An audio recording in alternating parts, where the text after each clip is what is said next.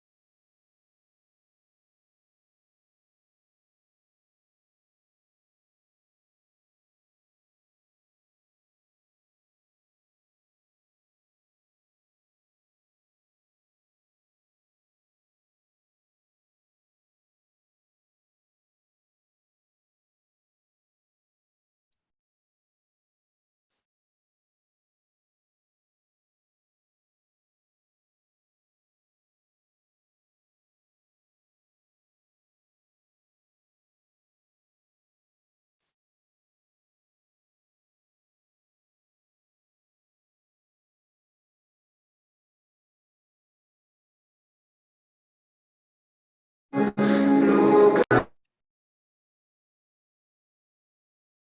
evening, Shreans. Very good evening, Navki. How is it going with your morning and evening session? It's the first time you're doing both in a day, right? So last time also I was doing morning and evening, but last time both sessions were English. This time it's Hindi and Right, English. right, But right. very exciting, and in fact, very exciting for Hindi also because it's a bit challenging for me because first time I'm doing Hindi. So a lot to learn. So yeah, so it's a great experience. Yeah, Yeah. yeah. No, it's going fabulously. I popped in and out of a few sessions. Sounding very good. Okay. Thank you. So, a big warm welcome to all our friends, fellow travelers, meditators, masters. Welcome to today's session, which is food mind connection and gut brain connection. A very important session because food makes up a large part of our daily routine and our eventual health. And before we move into that, a quick recap from yesterday when we discussed the science and secret of longevity. We started with videos from Greg Braden, Oprah Winfrey, where we discussed some common factors behind a beautiful, healthy, happy life. And they came out to be compassion, a quiet heart, and dwelling peacefully in the present moment. Another important thing we discussed were the 4 pillars of manifestation, which was one being in the state of gratitude, which prepares you to receive, satisfaction and being content. As Shreyan said, one who knows enough is enough will always have enough. These are becoming like, automatic chantings. Yeah. And acceptance of your current situation, and also appreciation of whatever you have, which becomes the foundation for abundance. Most importantly, treating this entire journey of manifestation as an adventure. We also discussed how the heart has its own brain, how emotions are electromagnetic oceans, and all frequency carries information. This one I particularly loved when you said thoughts are like eyes. And, they get motion through feelings that act like legs, and that's how the event is drawn towards us in our life. How the brain is a polar organ, the heart is a non-polar organ. We also discussed in detail the benefits of heart-brain harmony. And what beautifully summed it up was that the longest journey we'll ever take is from the head to the heart. And today, before we move into discussing food-mind connection, gut-brain connection, I would love to describe it in a few lines of verse. Here they go. In eating, we are always engaged, feeding one sense or another. As we reach a quieter place, let's together discover food is not just taste or status, a moment's pleasure to hold, but a gift from the core of our universe, a cure that daily unfolds. Beautiful, beautiful, awesome. Thank you. Thank you, Shreans. The way you recap it, even I don't think I can do it again in such a small few lines and words. Amazing. Thank you. Thank you Thanks. so much. Thank you. So welcome, friends. Thank you so much for joining again. And so today we're going to start with meditation, create your day. And this is generally, it is supposed, generally you should do it, or you can start your day with this meditation, but of course you can do it any time of the day. And especially now our English workshops in the evening. So we'll do it now. It's a 51 minutes meditation. And after that, we'll take some 3 minutes break, and then we'll start our knowledge session. So let's begin, friends. 51 minutes. I won't start with any introduction. It's fully guided. So let's start. Let's begin.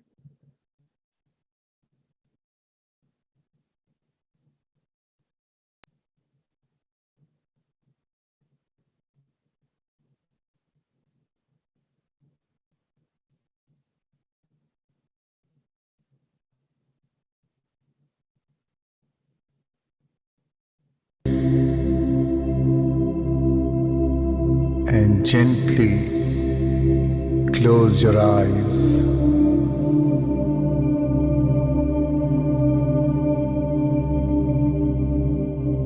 Take a moment and find your center. And slowly shift your awareness inwards.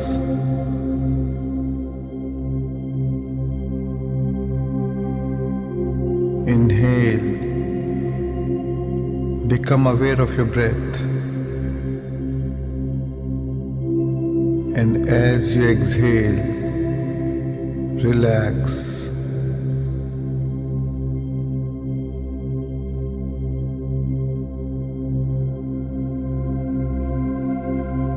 And one more slow, steady breath in. As you breathe in, relax your face muscles.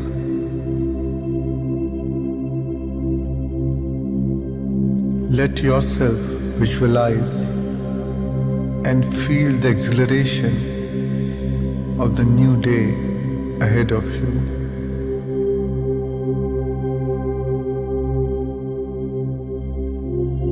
And have a gentle smile on your face.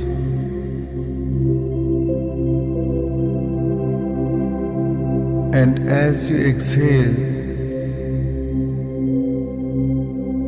feel yourself relax, completely relax.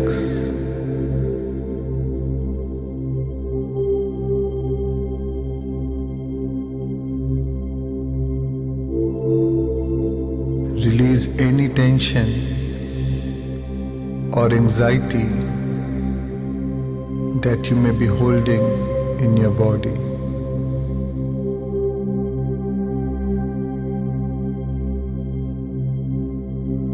Take another slow deep breath, and as you exhale, let go of all worries and stress.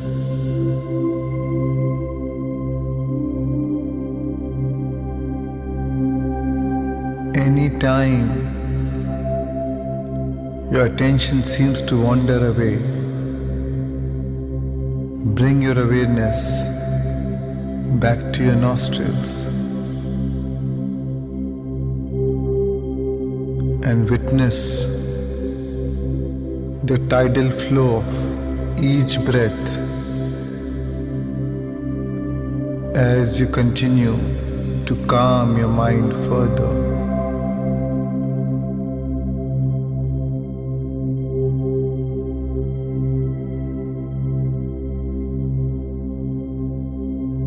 No matter what awaits you, there is no better preparation than a calm mind.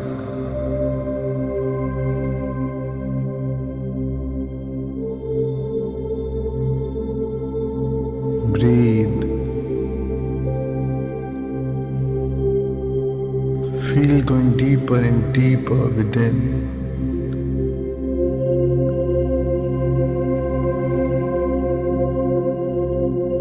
Drift deeper. Sink further deep. And even deeper still.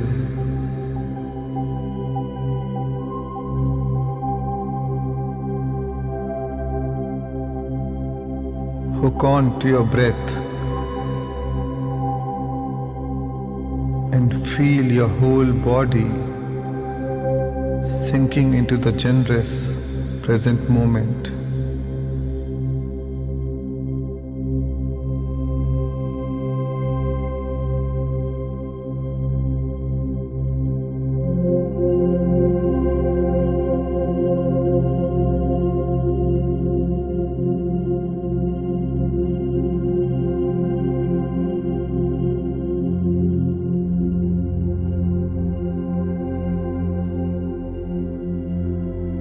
And now,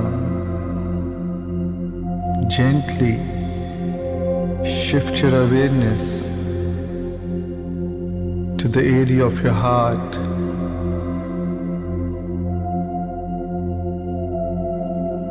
allowing your breath to move in and out of this sacred center.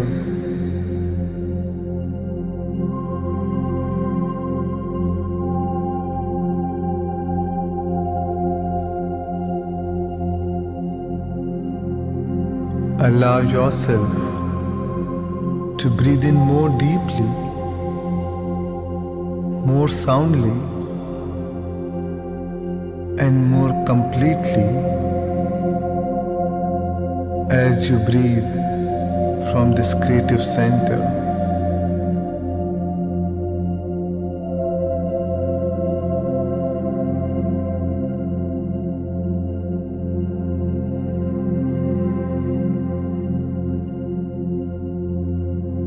Become aware of your feelings.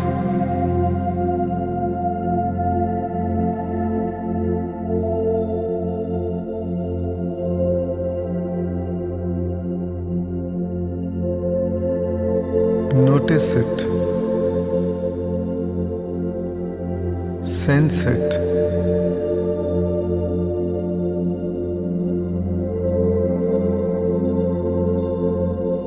Feel your feelings.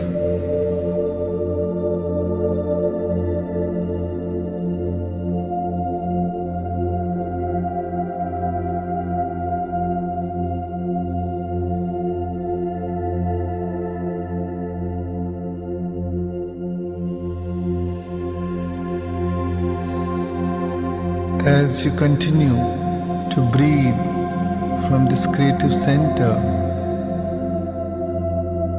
open your heart. Know that it is safe to breathe.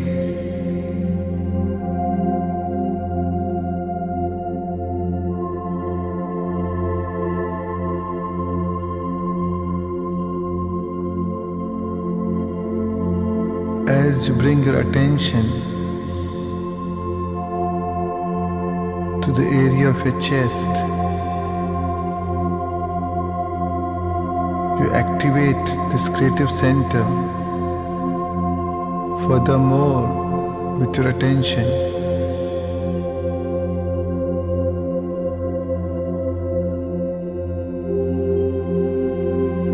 With every breath, you awaken your heart furthermore.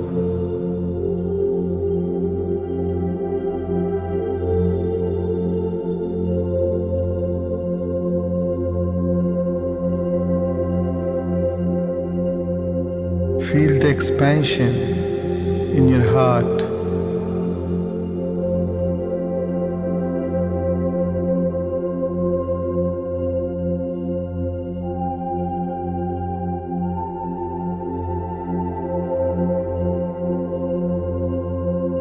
Tune in to the pure positive energy of your inner being.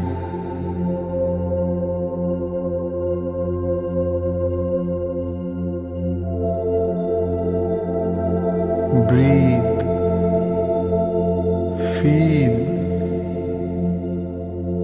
and move into a new state of being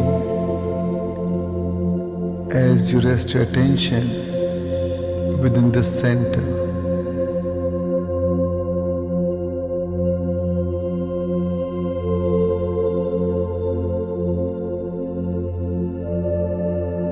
Your heart is a bridge that connects you to the source energy.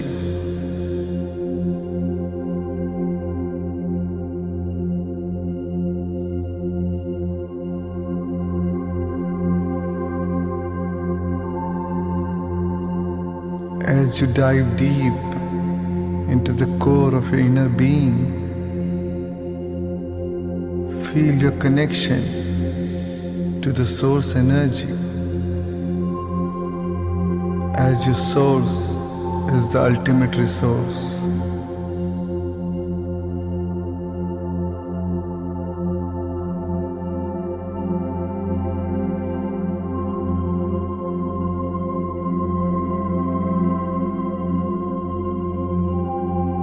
As you breathe from this creative center. It's time to bring a creative feeling like gratitude,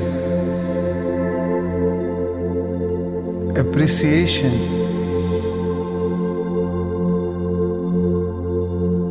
the joy of existence.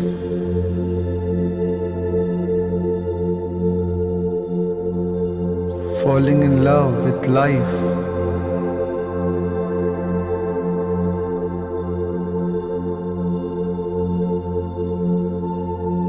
Feeling worthy in this moment.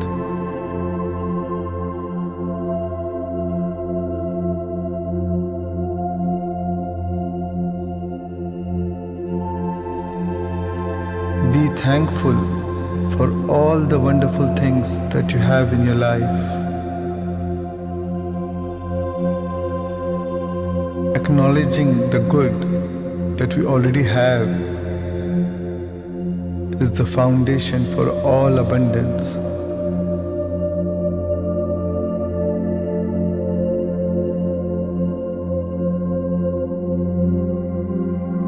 Feel the contentment, satisfaction, and fulfillment for all that you are blessed with.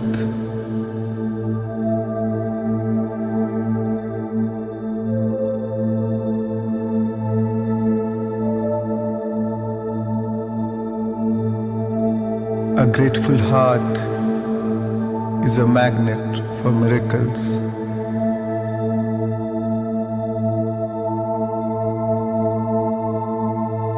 Feel the appreciation in your heart for what you appreciates.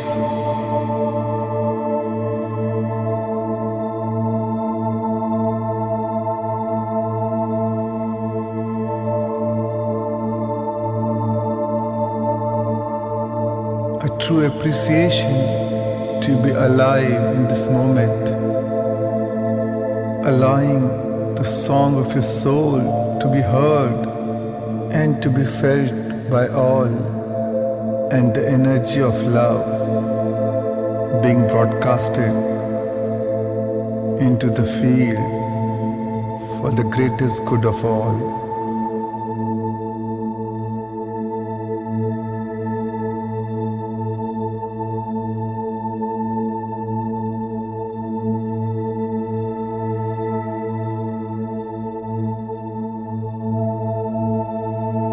This new day is a brand new beginning for you as you invite new opportunities and choices with each new day.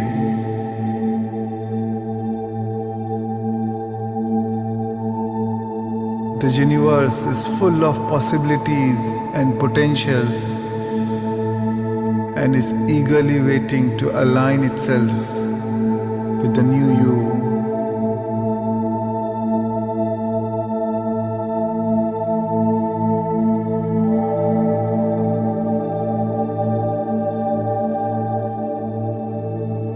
And as I say the next few words, I encourage you to feel every word to the core of your being.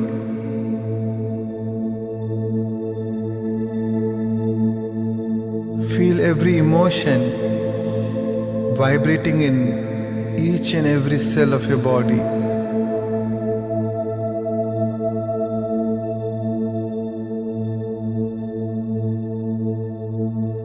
The new you stepping into the world today is filled with immense gratitude.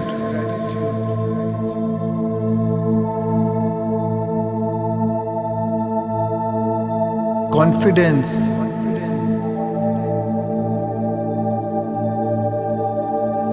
flexibility,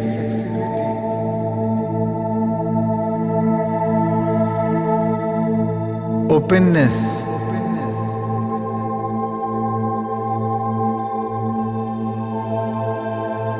resilience,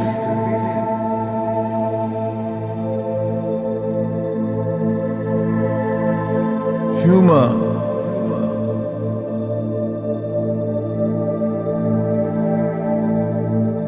abundance,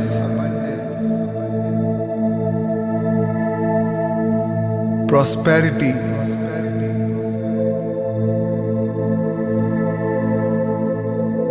friendliness,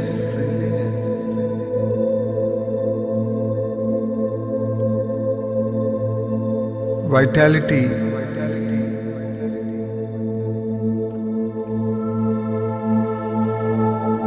self-expression,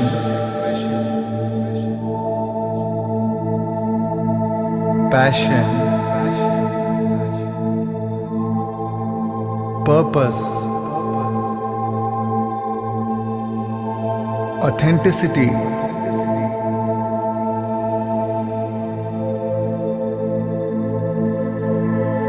higher wisdom,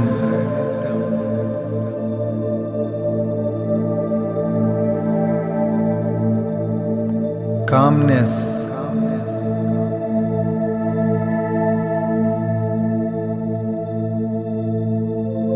simplicity,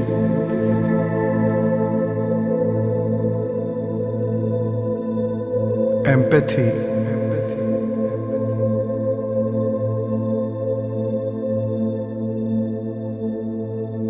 detached awareness,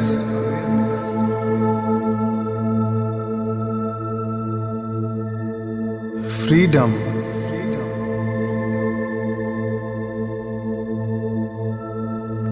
adventure,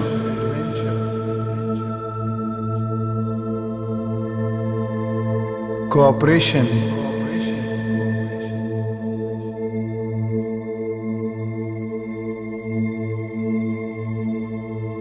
open-mindedness, synergy, forgiveness,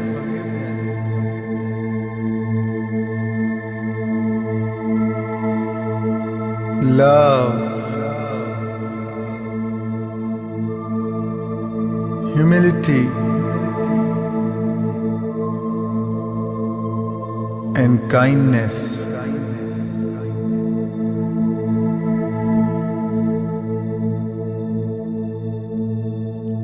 There is nothing missing in you. All that you need is alive in you. As you respond to every call that excites your spirit,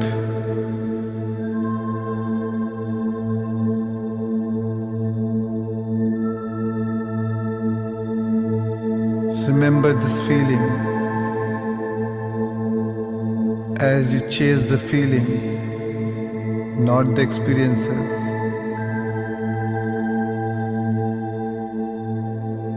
Soak yourself into this feeling and remember it by heart.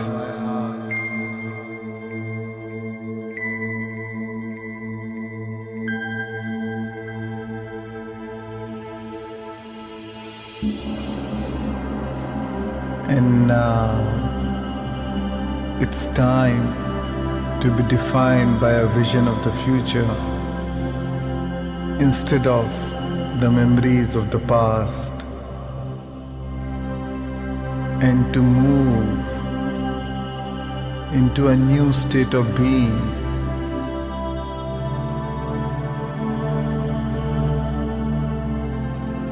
It's time to create reality from a greater dimension.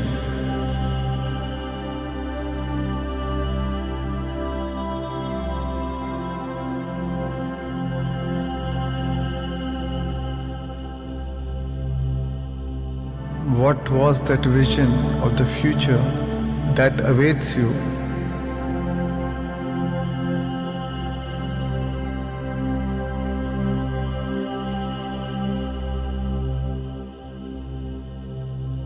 It's time to select that potential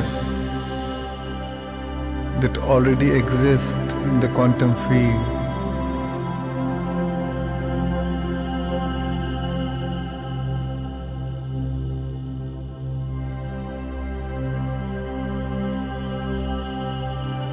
Imagine it in your mind.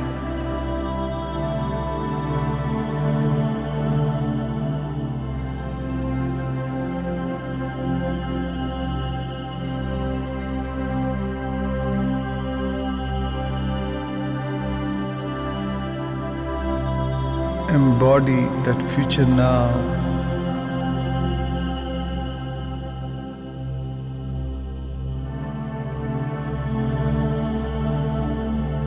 Feel yourself right into it.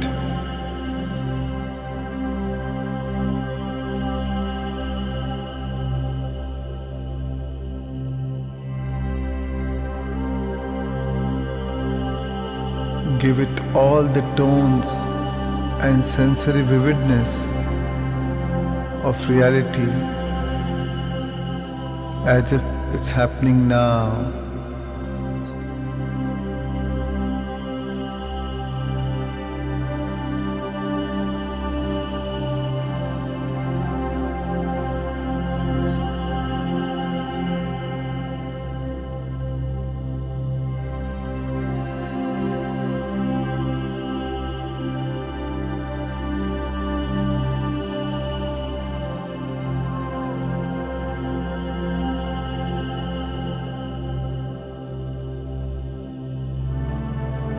The open, blank canvas of today is yours to paint on. Choose your colors wisely and begin to paint your vision into reality.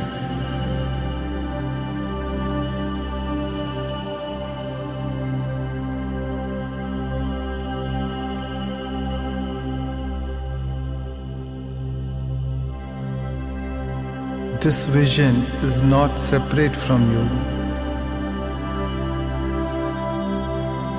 Let the images come to you.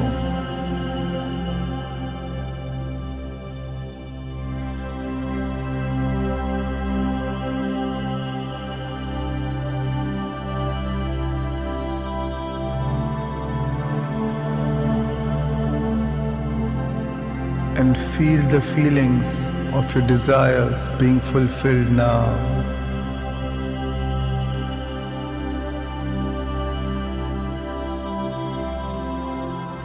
Combine your clear intention with an elevated emotion.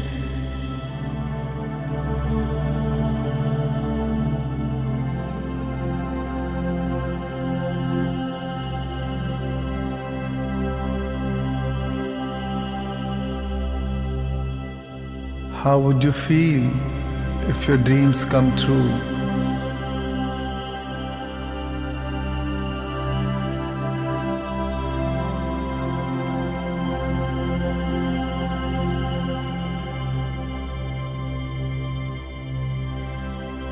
Focus on this elevated feeling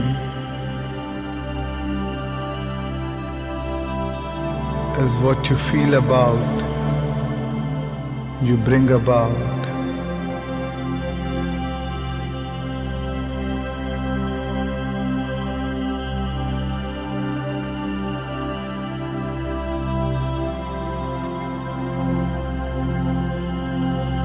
This experience is not outside of you. It is you. Become the vision.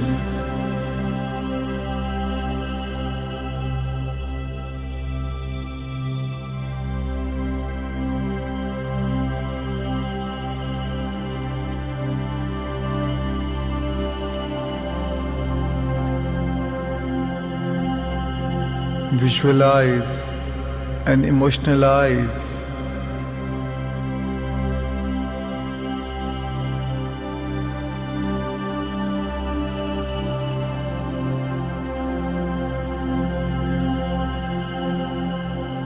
let your goals be emotional goals as your vibration always precedes manifestation.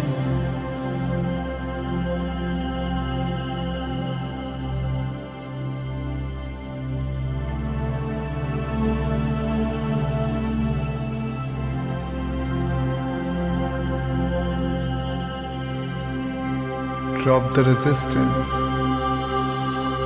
not the desire.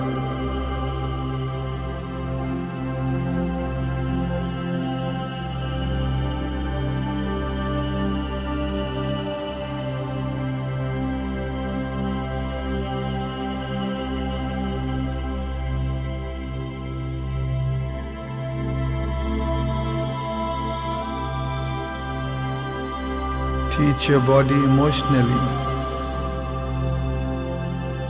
how that future feels like,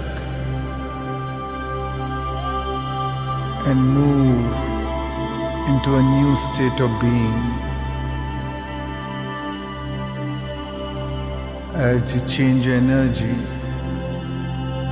you change your life.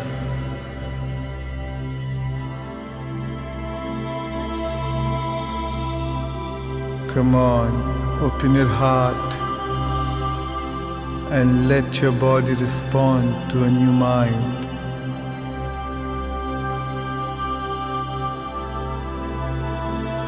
It's time to step into that future now.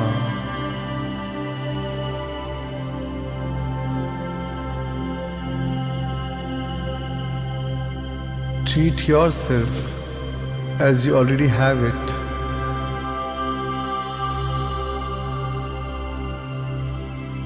Treat yourself as you already are what you would like to become. If you believe you deserve it, the universe will serve it.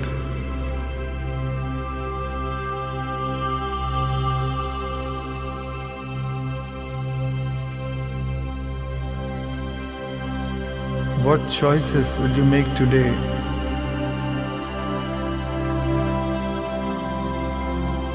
And what behaviors would you demonstrate?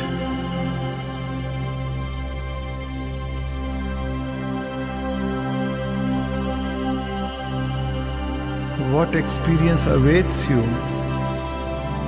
And how will they feel?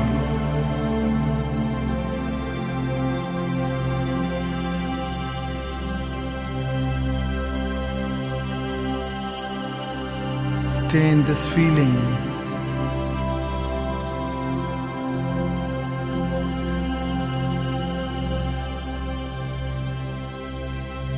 When you are thinking, you are in an asking mode. Only when you are feeling, you are in a receiving mode.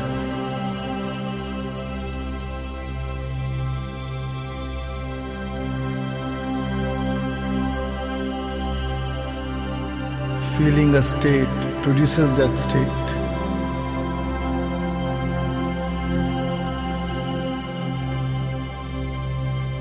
Feel the thrill and exhilaration of creating the life you desire.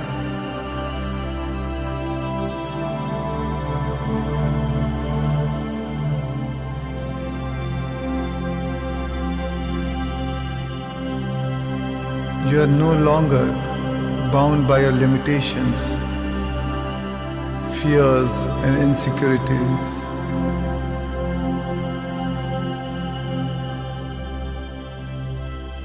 It's time to remind yourself of what choices will you not make.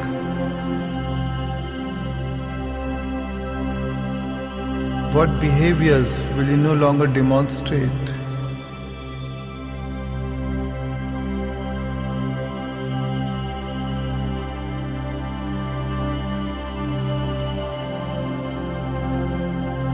What experiences will you stay away from?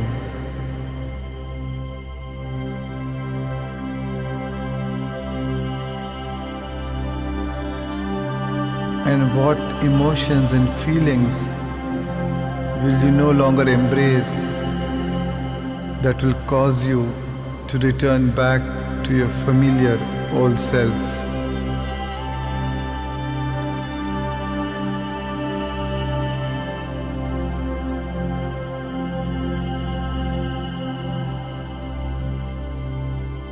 Wisdom is to avoid all thoughts that weaken you and embrace thoughts that empower you.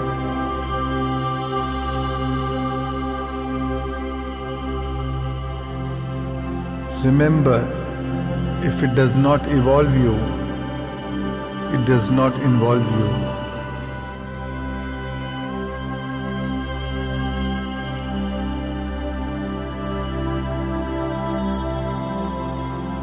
Become the observer from a greater level of mind.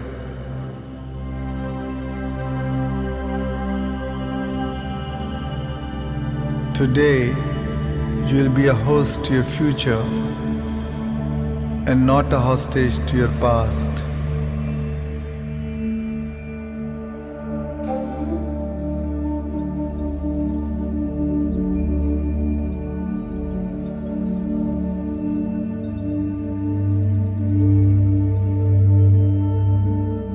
And now, Divine One, sentient being, creator of destiny, center yourself by taking your hand and place it over your beautiful heart, your soul.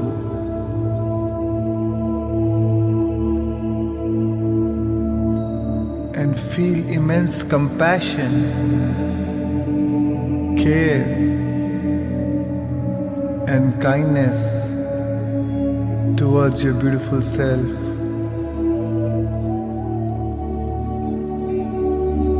Give thanks for a new day, a new you, and a new life. And the longer you feel grateful, the more you draw your new life to you.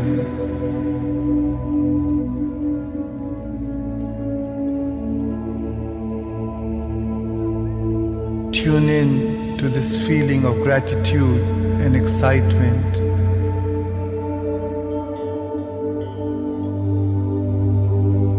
As gratitude is the ultimate state of receivership.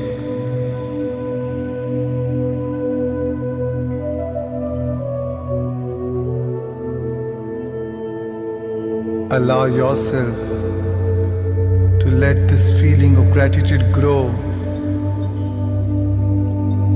as I take you through inspiring affirmations to prime you for your new day.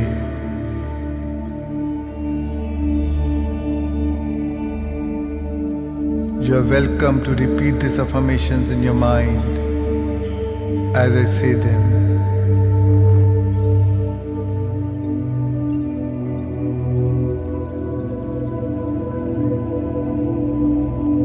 Today is a great day, the best day of my life.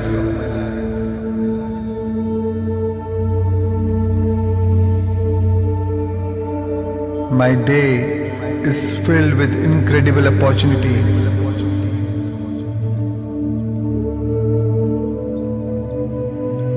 I embrace the present without any resistance.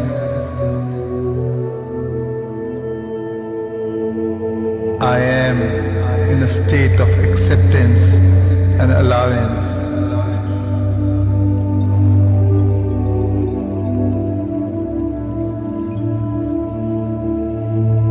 Love is the basis of all my emotions.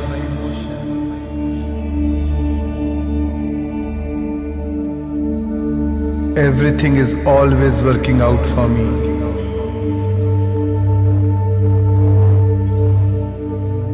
The universe is aligned in my favor.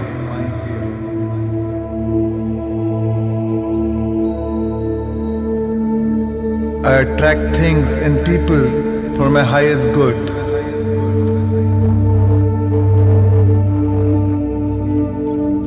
I am vibrating at my highest potential and achieving all my goals with effortless ease.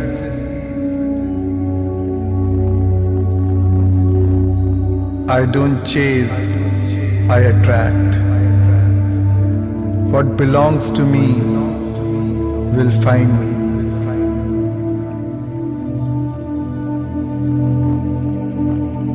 I am filled with vital energy.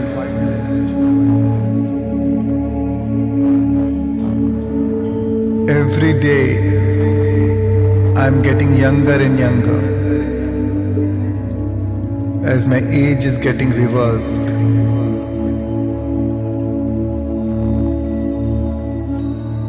I am a wellness producing machine 24/7.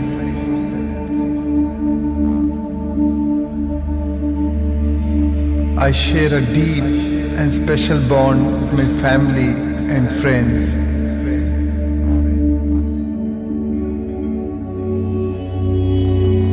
I enjoy the freedom that comes to me when I don't take things personally.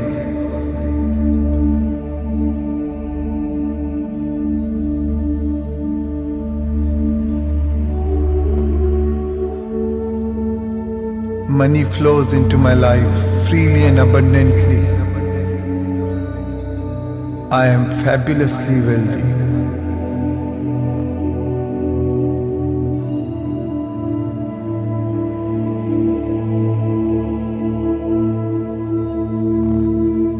I have a mastery of self-control over my thoughts and feelings. As a change of feeling is a change of destiny.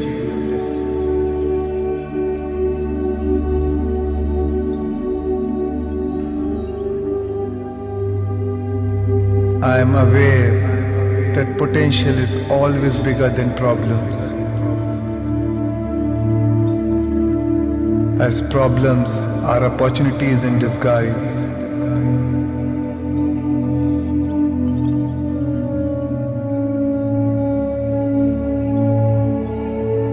I surrender to the higher power and feel safe as I trust the process of life.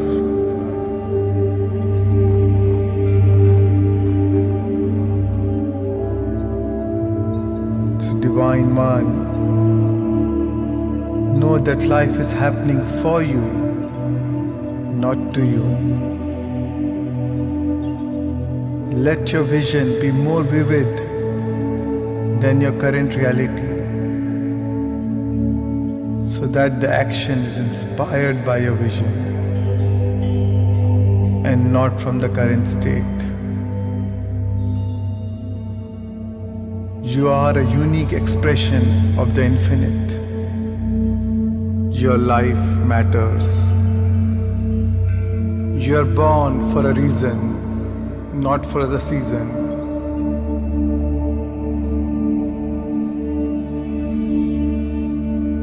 Ask what is your gift to share.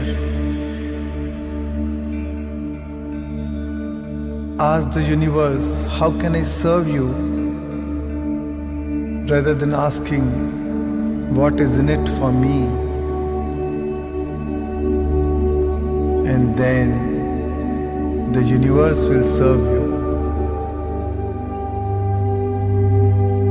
And now, Divine One, as you emulated the Divine today and made contact with it, ask for a sign from this higher consciousness, from this loving intelligence, that it manifests your dreams in a way that you least expect, that surprises you and leaves no doubt that it came from the higher mind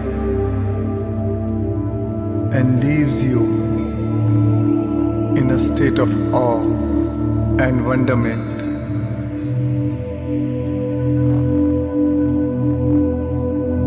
Breathe, feel, smile, and radiate your love into life. and receive the love from all of life.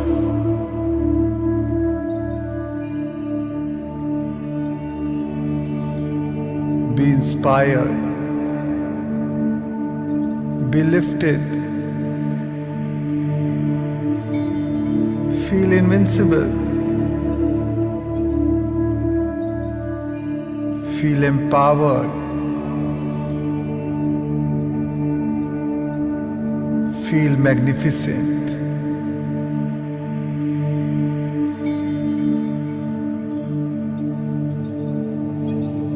Remember this feeling in your heart. Memorize this feeling.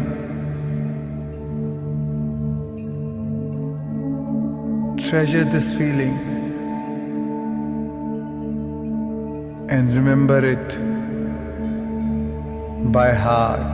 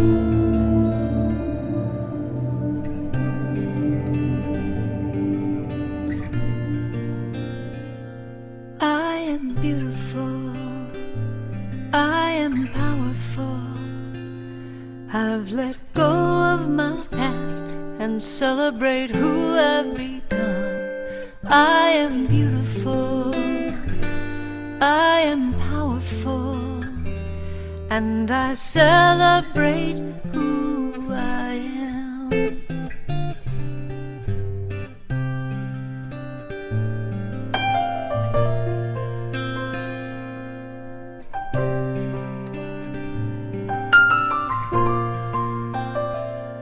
I am beautiful, I am powerful. I've let go of my past and celebrate who I've become. I am beautiful, I am powerful, and I celebrate who I am. I am beautiful, I am powerful. I've let go of my past and celebrate who I've become. I am beautiful. And now, with a smile on your face, bring your awareness back to a new body, to a new environment, in a whole new world, and a whole new time.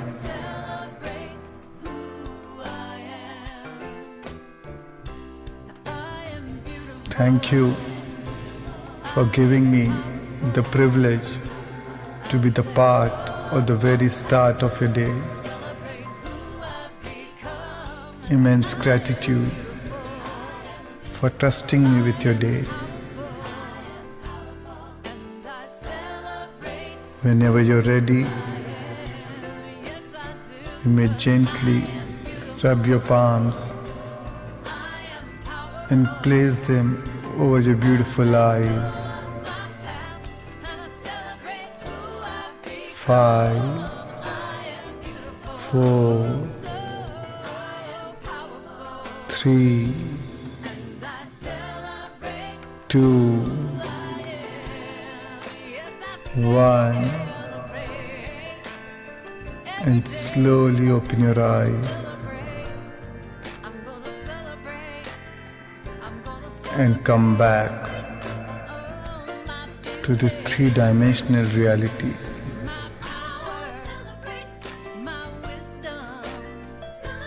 Take your time and slowly come back, feeling refreshed and inspired. Thank you for your time. Have a glorious day. Make your life a masterpiece, my friend. Be remarkable.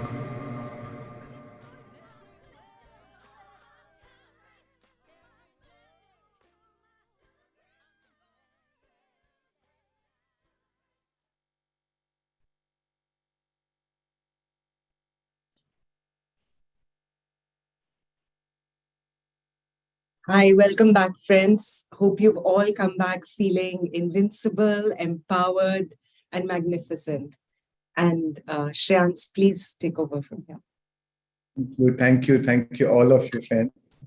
Keshav, can you open the chat for everyone? And yes, so thank you, friends. We'll take a 3 minutes break, and then we'll start the session. Sure, absolutely. Thank you. See you all in 3 minutes. All the beautiful messages on the chat. Thank you. Yeah.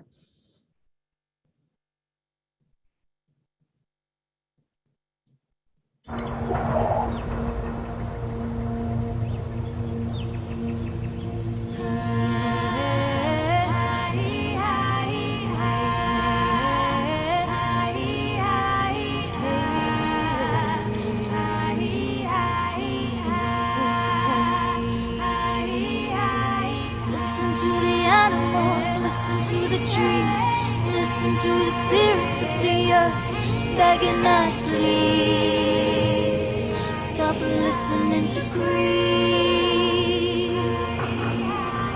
Listen to the rivers, listen to the sea, listen to the spirits of the deep begging us, please stop listening to greed. She sent the drought to warn us. She sent the storms to scold us. But we don't listen. We burn and we break and we take and we take and we take till it's too late. Oh, where did the beasts go? Where did the trees go? Where will man go when he has lost the heart beat beneath his feet? Oh, this is our home. She gives us home, Mother Earth. Can you feel her heart beat beneath your feet? Heart beat beneath your feet. Heart beat beneath your feet.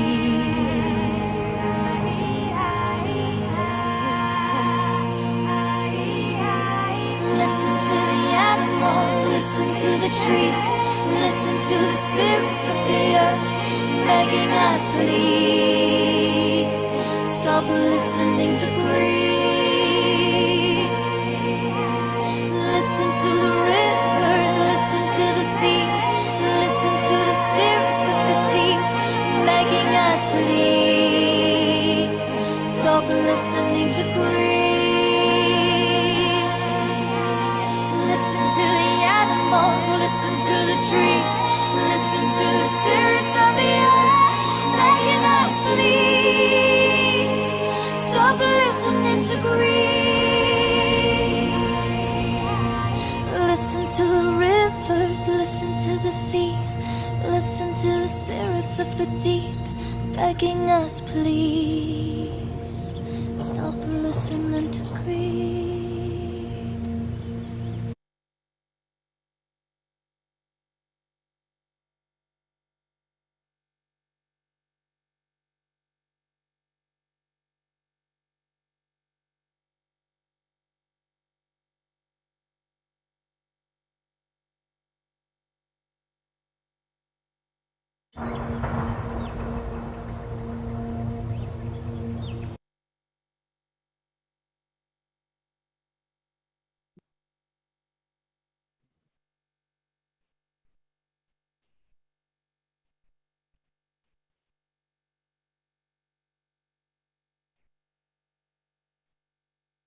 Thank you, friends. Welcome back.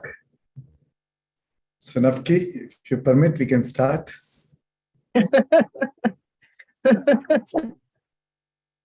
Let's please go ahead. I'm actually looking forward to Okay. revise this. Yeah.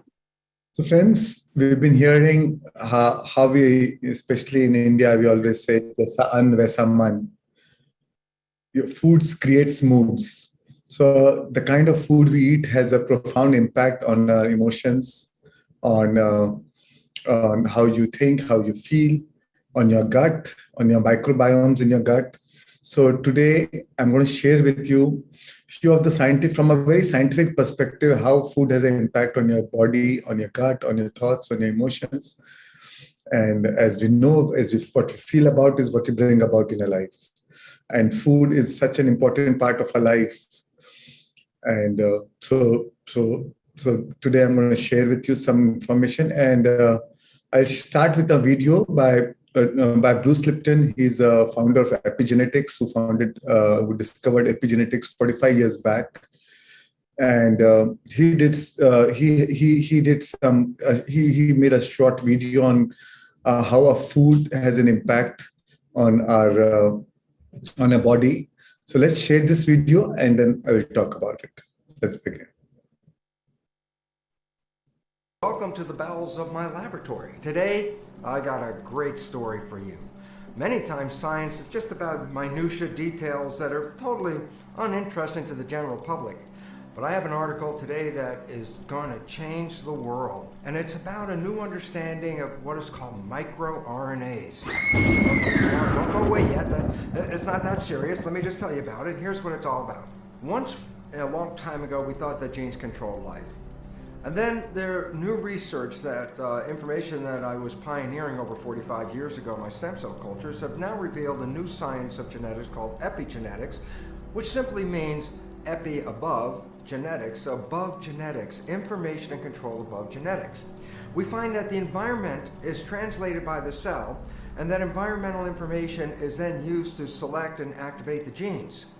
So this is really cool, and this is epigenetics, and yet we find out, well, what is it that actually alters the readout of the genes? Well, that's where the microRNAs come in. Now we find that the microRNAs are actually epigenetic mechanisms. The microRNAs bind to the chromosomes and alter the readout of the genes, so that a single gene program can be modified to create thousands of different kinds of proteins from the same blueprint based on this epigenetic modification.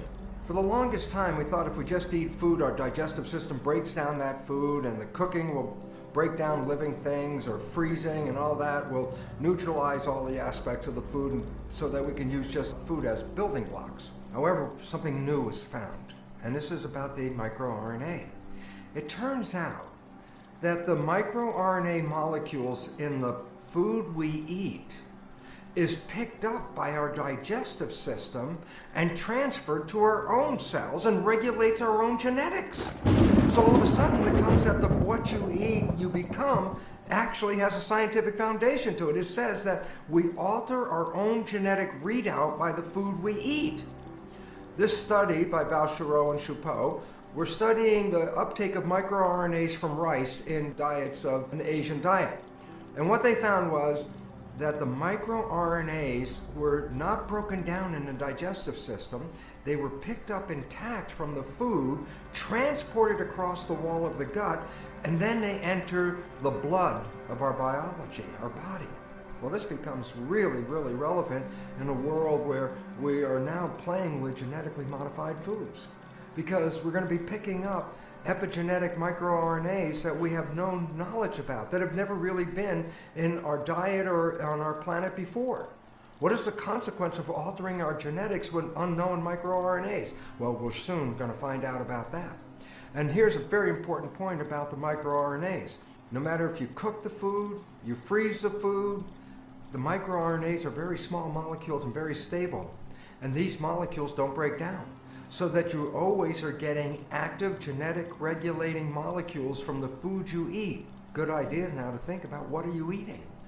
And the whole concept really says, for the better world and the better of humanity and the better health for yourself, We must return back to more natural foods, eating organic foods whenever possible, eating foods that are not grown in petrochemical environments, because those chemical informations from the petrochemicals alter the genetic readout, which in turn alters the microRNAs. The food you eat has a profound influence on your biology, your genetics, and your health.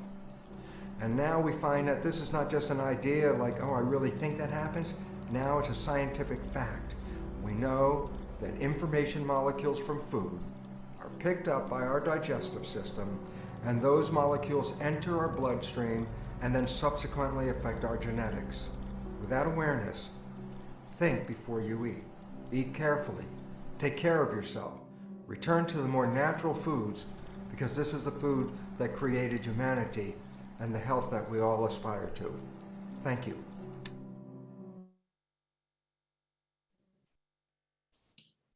Interesting. So the research says that the microRNAs, they are the information molecule which is already there in your food. And no matter whether you cook the food, whether you freeze the food, no matter even if you digest the food, the microRNAs are a very stable information molecule. And this is passed on to our bloodstream through our gut. And it changes and it influences the genetic expression of our genes. So depending on the diet we eat, depending on the information molecule of the food we are eating, that eventually that influences the expression of our genes. So that's why it is so important to have a right food, have a food which he says about plant-based diet and organic foods, pesticide-free foods, and healthy foods, fresh foods, fresh cooked foods. So all these things has an important, now it has a very scientific basis, right? So, but the truth is our taste buds has been hijacked by these big food companies, right? We are now being addicted to all these packaged foods. Earlier, as there were no stores next to our houses, right? There were no packaged foods in the stores. But as modern trade developed, now we are after every 4 houses, 5 houses, there's a store. These stores keep all this packaged food, and which is all controlled by these big food companies. And so the truth is, they don't care whether it is healthy for you or not. What is important is that is it addictive to your taste buds? So in fact, we have become hostages to our taste buds. And Hippocrates in Hippocrates, the founder of modern medicine, modern allopathy, he says, let food be thy medicine and medicine by that food, right? So there are a lot of important information I'm going to share in terms of how food has an impact on our gut, and then how gut influences our emotions, our mood, our brain, and our brain influences our gut. So, and most of the time when we eat wrong food, our body gets stressed because body has to work harder to compensate, right? So it is very important to have the right choice of food. And I'm going to share more scientifically today. So before I get into the microbiome, the gut-brain connection and the brain-gut connection and the microbiomes in our gut, I want to share with you a short, very, very small video, just of 2 minutes, though it is not very pleasant to see. And in this video, I'm going to show you the emotional anatomy of an animal-based diet. So here, when somebody took a video of how when the animals are being farmed, when the animals are being reared, right? What emotions do they go through? How they are being treated? And while watching this video, just keep in mind what are the emotions this animal must be going through while being farmed like that. In fact, we use a very commercial term, farming. We don't even consider them as any living beings. Is farming, right? So even when we talk about a lot of times when we talk about fishing and fishes, I mean, commercial terms, we say fish farm, animal farm, as if it's an object. We talk about it in terms of weight, tons. We don't talk about it in terms of how many lives it is. So So this is how we have changed our language, the way we look at it. And let's see this video, and then we'll talk about this further.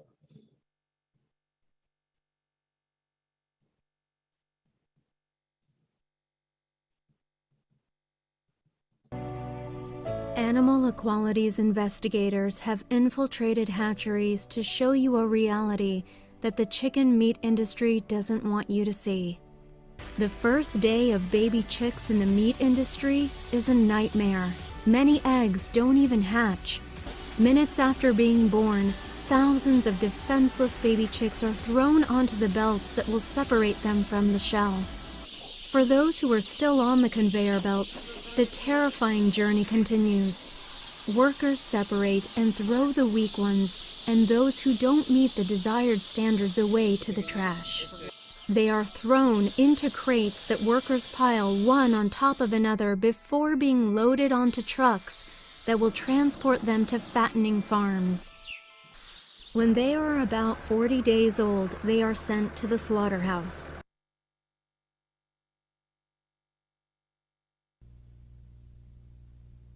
Confined to tiny stalls that don't even allow mother pigs to turn around for most of their pregnancy, the first time that these animals will breathe fresh air is when they are on the back of a truck headed for the slaughterhouse. Many will go insane from the complete lack of stimulation. Shortly after birth, baby pigs have their ears mutilated, the ends of their teeth chopped off, their tails cut off, and they are also castrated, all without any painkillers.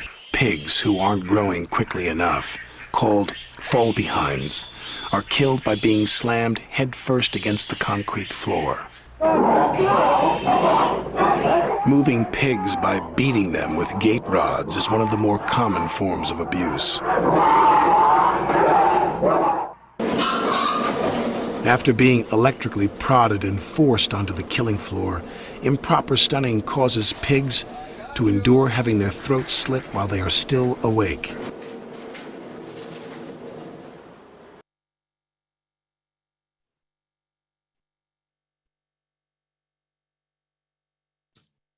So I want to ask you, what emotions do you think these animals are going through while you saw this video?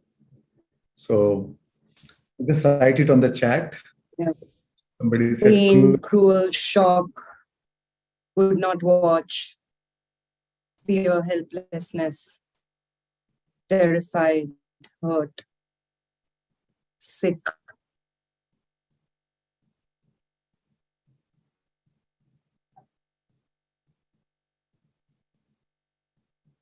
disgusting, pathetic, torture, trauma, no empathy, helpless, Revenge. revenge. Yes. Yes. All right, friends. So here, I don't want to talk in terms of your personal food choice, but or what is your religious belief. Some people, and I don't want to go into that, or from the even from the point of view of ethics. But what I am important to share with you from the scientific perspective, it is important to know what you're eating, what is your choice of food, and how it is influencing your body, how it's influencing your emotions. And I am only trying to share it from that perspective. As we saw that microRNAs, the information molecule of the food does not dissolve. And if these animals, when they are dying, when they're living and when they are dying, and when that food comes on your table, and when you eat that, what is the information molecule of that food? Same pain, fear, anger, whatever, all those survival-based emotions that you saw. And when you eat that, and that is a very stable molecule, right? Whether you cook it, whether you freeze it, whether you digest it, that still remains. And that molecule is pushed on to your bloodstream and give expression to your genes, right? And then and then you're more prone to those emotions.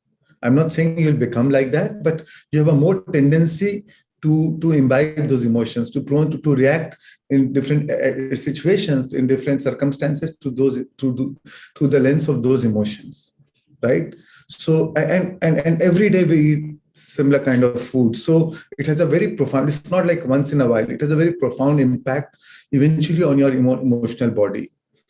And as we know, what you feel about is what you bring about in your life. Feeling a state produces that state. So that's why it is very important to make a right choice of food. And that's why, always we in a lot of traditions, we make a first prayer to the food, right? We pray to the food before eating. We give gratitude to the farmer who produced that food, to the cook who made this food, to the merchants who brought that food, right? So, and to the food itself for nourishing us. So how you think and how you feel, so that it changes the energy of the food. You eat it with gratitude. That's why they say mother's food is the best food, because it is cooked with love. The information molecule of the food is of love. And that's why it nourishes you. It is easy. It is, even if the less food, it will give a better, it will have a more nutrient delivery in your gut, because it is easily digestible, and it is giving better nutrients to your bloodstream and the better emotions to your bloodstream. So I'm going to talk more now about the food-gut-brain connection. Before that, I'm going to share you with few slides. Yeah, next slide, Keshav. So this is what Jesus of Nazareth said about food. He says, that which kills you, he says, that which kills your food. Sorry.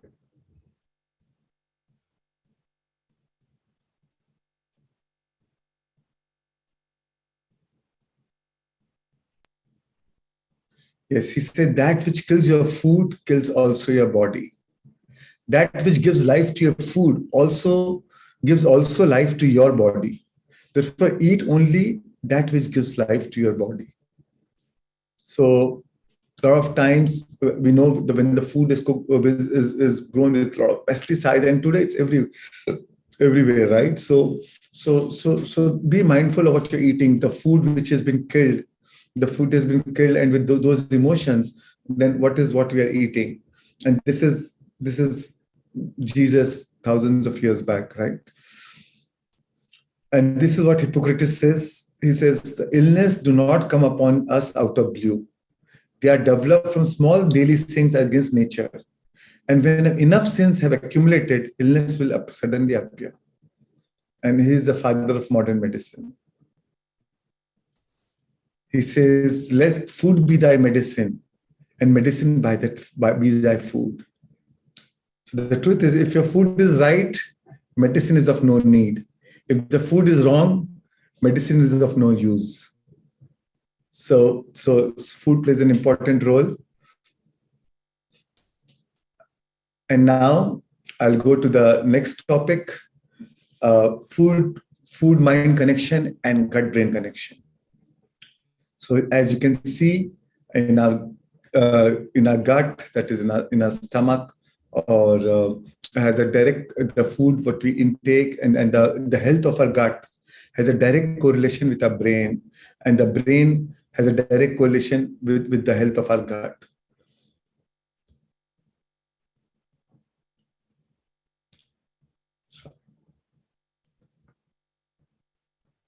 So friends, our belly, it is a very common saying which says our belly controls our brain.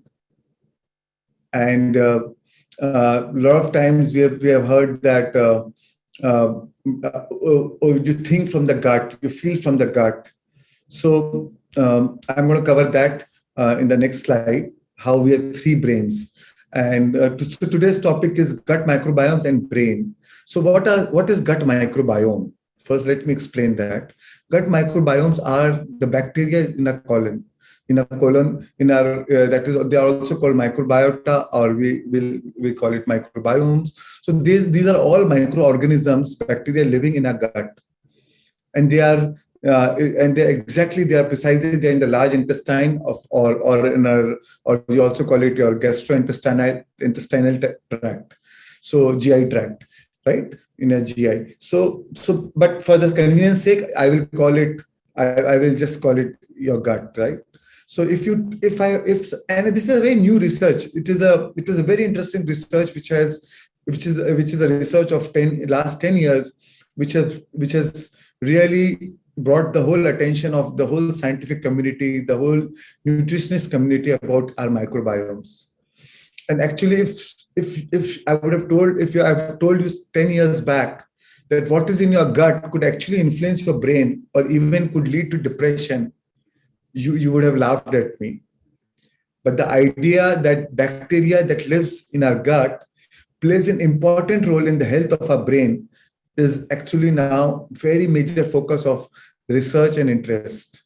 A lot of research is being done in this field, and it has really been a major topic of discussions within all the scientific community, all the people who are interested in longevity or good health, or because now there's so much research has been done, and they found that these bacteria's metabolites, these bacteria which metabolize the food and convert it into nutrients and push it into the bloodstream.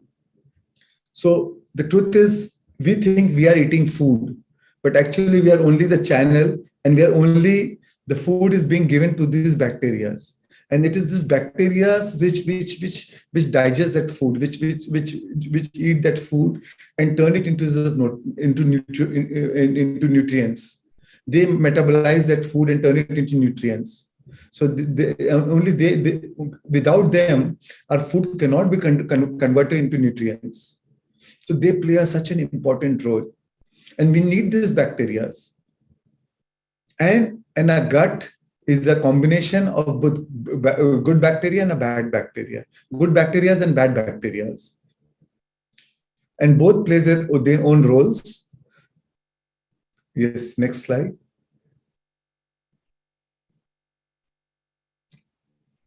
So we have three brains. We have three brains in our body. I've spoken about the first two brains. One is in the head. The head is the seat of logic, intellect. However, it is that unconscious mind which directs around 90% of our thoughts, right? The second brain is our heart, and I've shared about it yesterday. We have found that the scientists have found that there are more neural pathways running from a heart to brain, and then from the brain to the heart. And we have found that how the heart has its own 40,000 neurosensorites,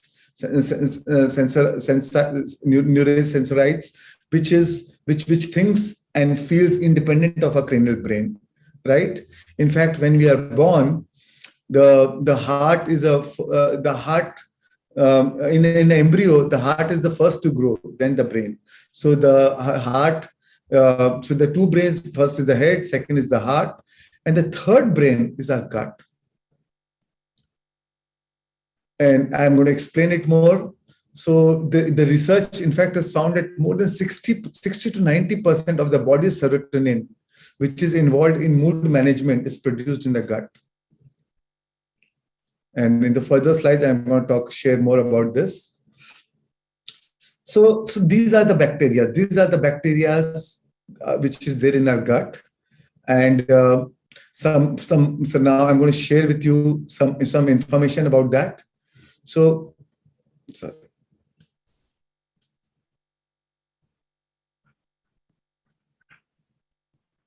So friends, so I have shared with you that we have 50 to 70 trillion cells in a human body, right? 50 to 70 trillion cells. And compared to those 50 trillion cells, our microbial cells in our gut, these microorganisms or these bacteria in the gut, they are 100 trillion. So they are double, they're almost double our human cells. Just in our gut, there are 100 trillion cells. So imagine that. So from that way, we are more bacteria than human body. And one more another information is inside our gut, there are 9 million genes. These bacteria, different types of bacteria, totally they have more than 9 million genes.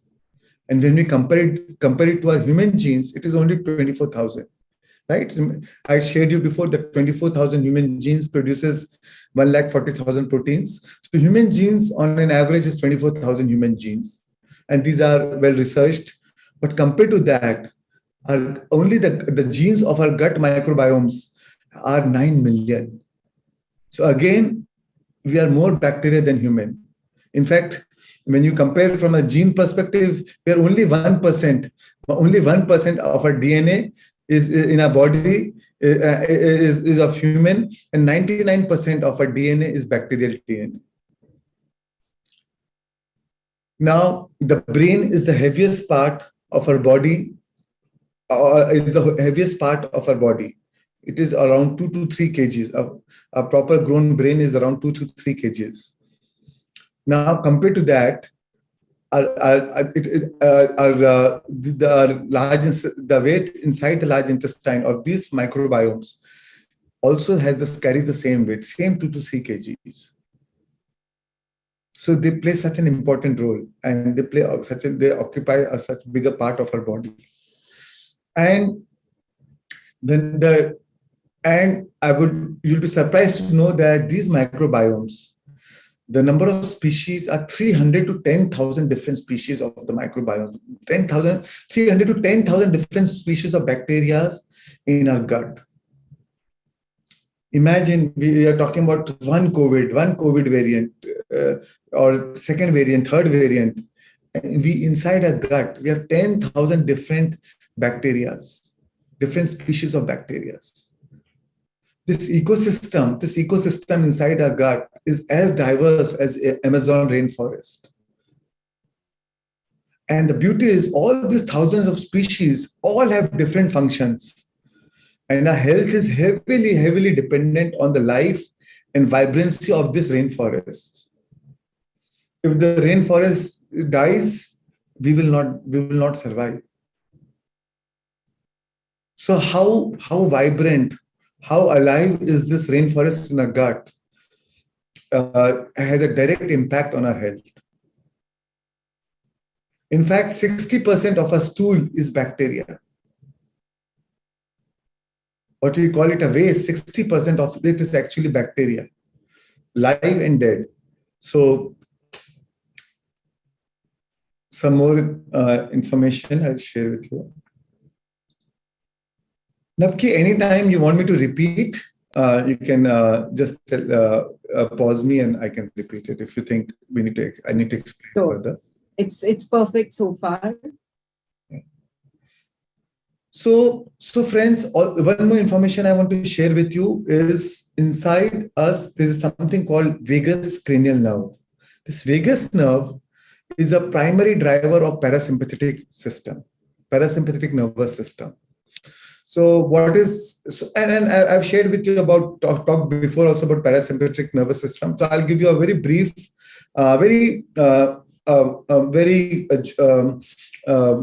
bird's eye view of what is sympathetic nervous system and what is parasympathetic nervous system. So what is nervous system has two sides. One is sympathetic nervous system and parasympathetic nervous system. The sympathetic nervous system is when you're in a flight and fight mode, right? When suppose a tiger is attacking you, so what do you want? All your energy, the body, just because the body wants to protect you, it will rush all your energy to save you. All the energy will go into your legs and hands so that you can run and so that you can survive. So you're in a survival mode now. And when all your energy is rushed to your hands and legs, and that was important at that time because it's an emergency now. So whatever the energy is involved in your growth and repair, in your digestive system, in your endocrine system, which is responsible for your hormonal balance, or any other systems, it is all withdrawn from that, and it is focused, it is given to your hands and legs so that you can survive. So normally, even if you run for 5 minutes, you will feel you get tired. But that time, when a tiger is attacking you, you can even run for 1 hour and you will not get tired. Why? Because all your energy is being focused there. So that is being in the sympathetic nervous system.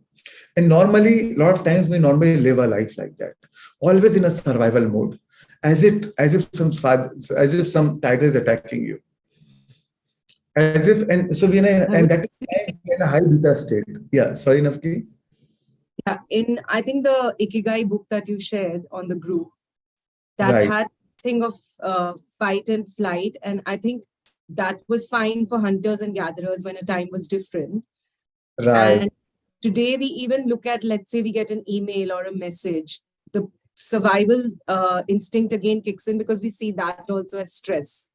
Yes, especially when you see your mother-in-law. That you can describe better. So we are always living in a survival mode, and from a survival, and the body is trying to help you. The body is not working against you because it wants you to survive. But the thing is, when you're in a survival mode, you release cortisol, the hormone of stress, which is cortisol.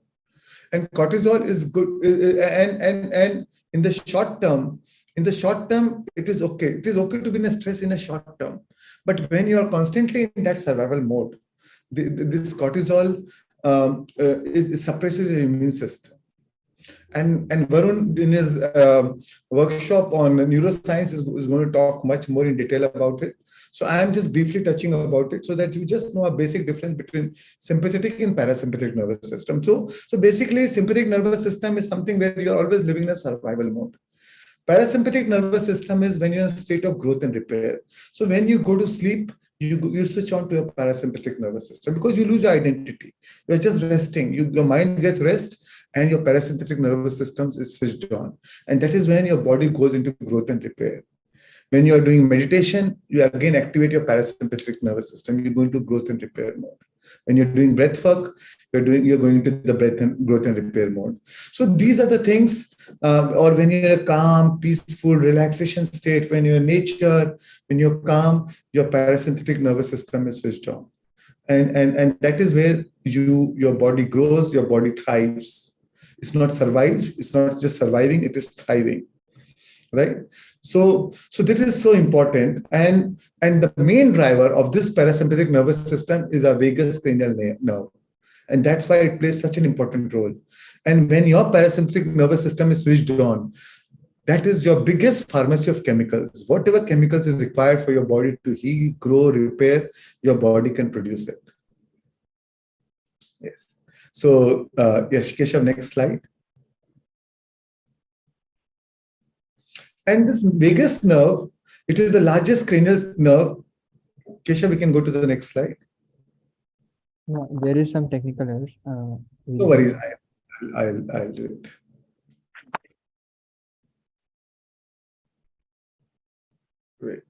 Wait, let him do it. So anyway,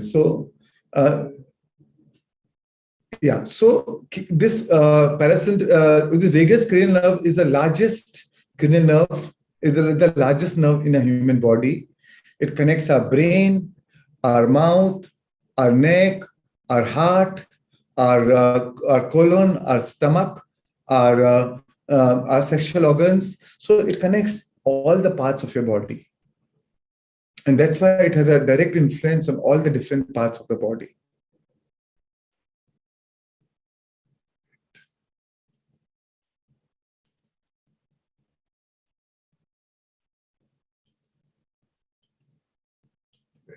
Yeah. So as I told you again, it connects our brain, face, heart, lungs, our gut, our bladder, and our sexual organs. So it is a very important nerve in regulation of our different parts of the body. Now I'm going to share with you how our brain can affect our gut, and vice versa, how our gut can affect our brain. So friends, it's a very common term where we hear about when you meet some person, when you fall in, when you feel love for some person, or when you're anxious, you say, oh, I feel butterflies in my stomach, right? It's a common terminology. I feel butterflies in my stomach. And you actually feel it, you actually feel that tingling sensation in your stomach.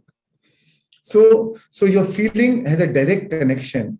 Your feeling has a direct connection with your gut. So and same way, when you are going through some stress or some anxiety, you must have seen that you immediately get a pain in your stomach, right? So you immediately get the pain in your stomach, and that is where your gut. Keshav, it's okay even if it's not working. I can go. Sorry.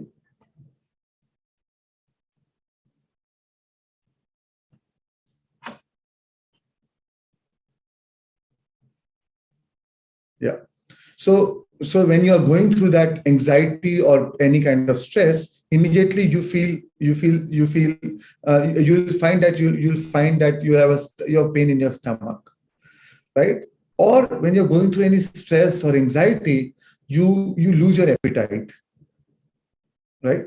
So a lot of times we lose our appetite, we lose our diet, and in the short term, because because you're stressful, it is good you lose your diet in the short term. So that is acute stress. But when you're going through chronic stress, when the same stress is going the long term, you tend to eat more.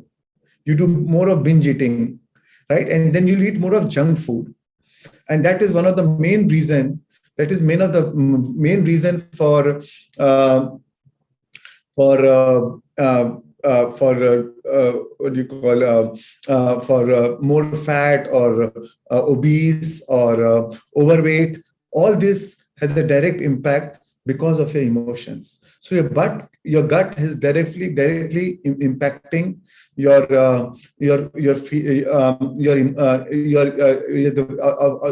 emotions are directly impacting your gut, right? And and we very often see, right, if you're carrying a stress for a long time, you have a more craving for junk food, and that craving is actually coming from your bad bacteria. For the good bacteria, because when you're in a stress, you actually harm your good bacteria. You're killing your good bacteria, and that's why the bad bacteria get active. It actually in a stomach, there's a territorial war going on in a stomach. It is a fight between a bad bacteria and a good bacteria. So I want to ask you again one question. If there's a fight between a good bacteria and a bad bacteria, which one will win? Tell me on the chat, in the messages. If there's a fight between a bad bacteria and a good bacteria, which one wins? I think most of you know the answer. The one you feed, right? So how you feed it? The kind of food you eat. Whether you're eating fresh food, whole foods, vegetables, plant-based foods, or you're eating junk food, packaged food, processed food, all that depends on whether your gut is thriving or whether your gut is just surviving. So the kind of food you eat again has a direct impact on your gut bacteria, and that is where it is consumed by the bad bacteria, and then they produce poor nutrients, right? And that's why, and then when the pure nutrients are produced, your body does not get enough nutrition, right? It does not get enough vitamins, zinc, proteins, or magnesium. So then you crave more, and then you want to eat more.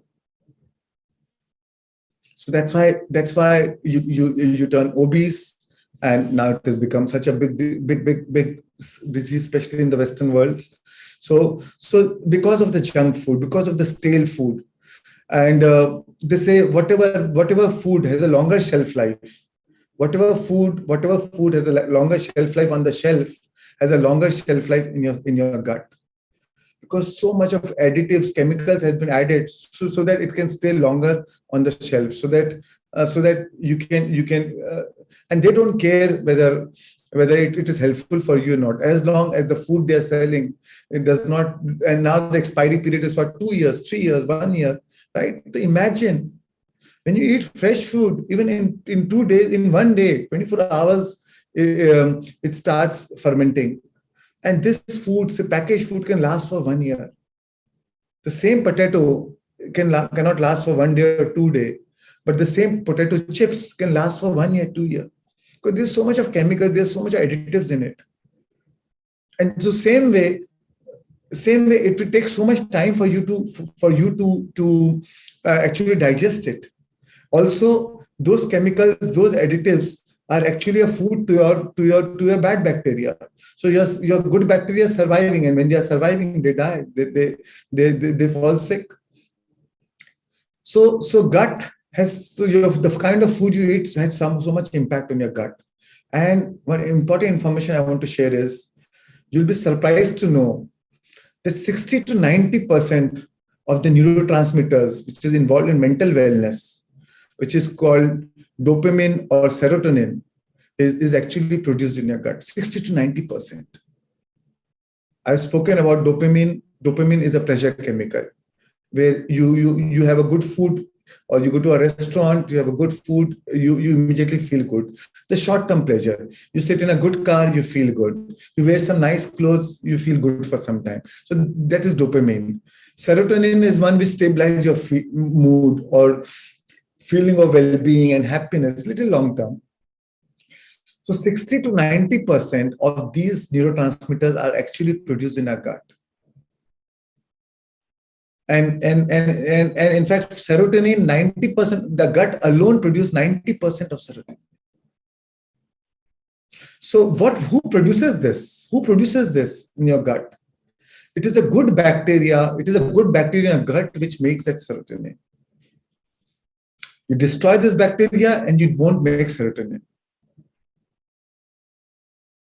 And so low serotonin makes for an unhappy brain. And this gut cell include microbiome bacteria which send signal to the brain via the vagus nerve and hormones to indicate hunger or satiety, your fullness. So it is the gut which gives the message to the brain through the vagus nerve, whether you are feeling hungry or whether you're feeling full. So when you are feeling hunger, it's not you who are feeling hungry. It is your gut bacteria which is feeling hungry. When you feel full, it is your gut bacteria which feels full. So many times we have a craving for food, for maybe sugar. So it is a bad bacteria in your gut which is craving for sugar. Right? So it is not your craving. This is the bacteria which is like you feel compelled to eat something sweet. So this so whenever you eat, the receptors in the gut cause the release of enzymes to aid digestion. So in the gut, there are receptors in the gut which releases enzymes which digest the food. So depending on the food you eat, you produce the right, whether it depends on that, what kind of enzymes are you producing. When you eat junk food, you don't produce the right enzymes to aid digestion. And a lot of times the same food is without digestion, it is being passed to your bloodstream. And that is when we call it leaky gut. And when it is passed as it is to your gut, to your digestive, to your bloodstream, what happens? Your body goes into a flight and fight mode. Your body feels that there's some attack. The body recognizes it as a foreign object, right? So your immune system goes into a flight and fight mode, and it wants to protect your body. And then it leads to to protect your other organs like your liver or bladder or colon. So what it does is, or your digestive system, what it does is, or any other organs of your body, kidney, it inflames those parts of the body so that it can protect from that foreign matter. So, and it leads to inflammation, and then a lot of diseases are caused because of the inflammation.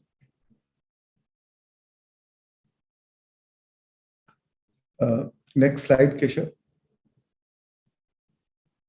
Yeah, you can share the slide.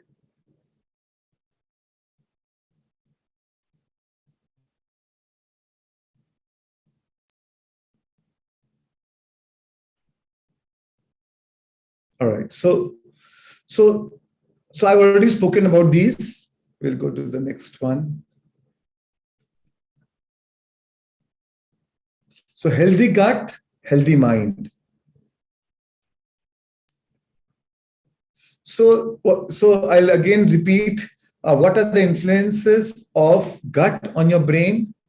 So it is depending on the bacteria in your gut, the influences your mood, stress, neurotransmitters. As I've told you, 60 to 90% serotonin and melatonin is produced in your gut. Anxiety, friends, the major cause, a lot of times, the major cause of your anxiety is your poor gut.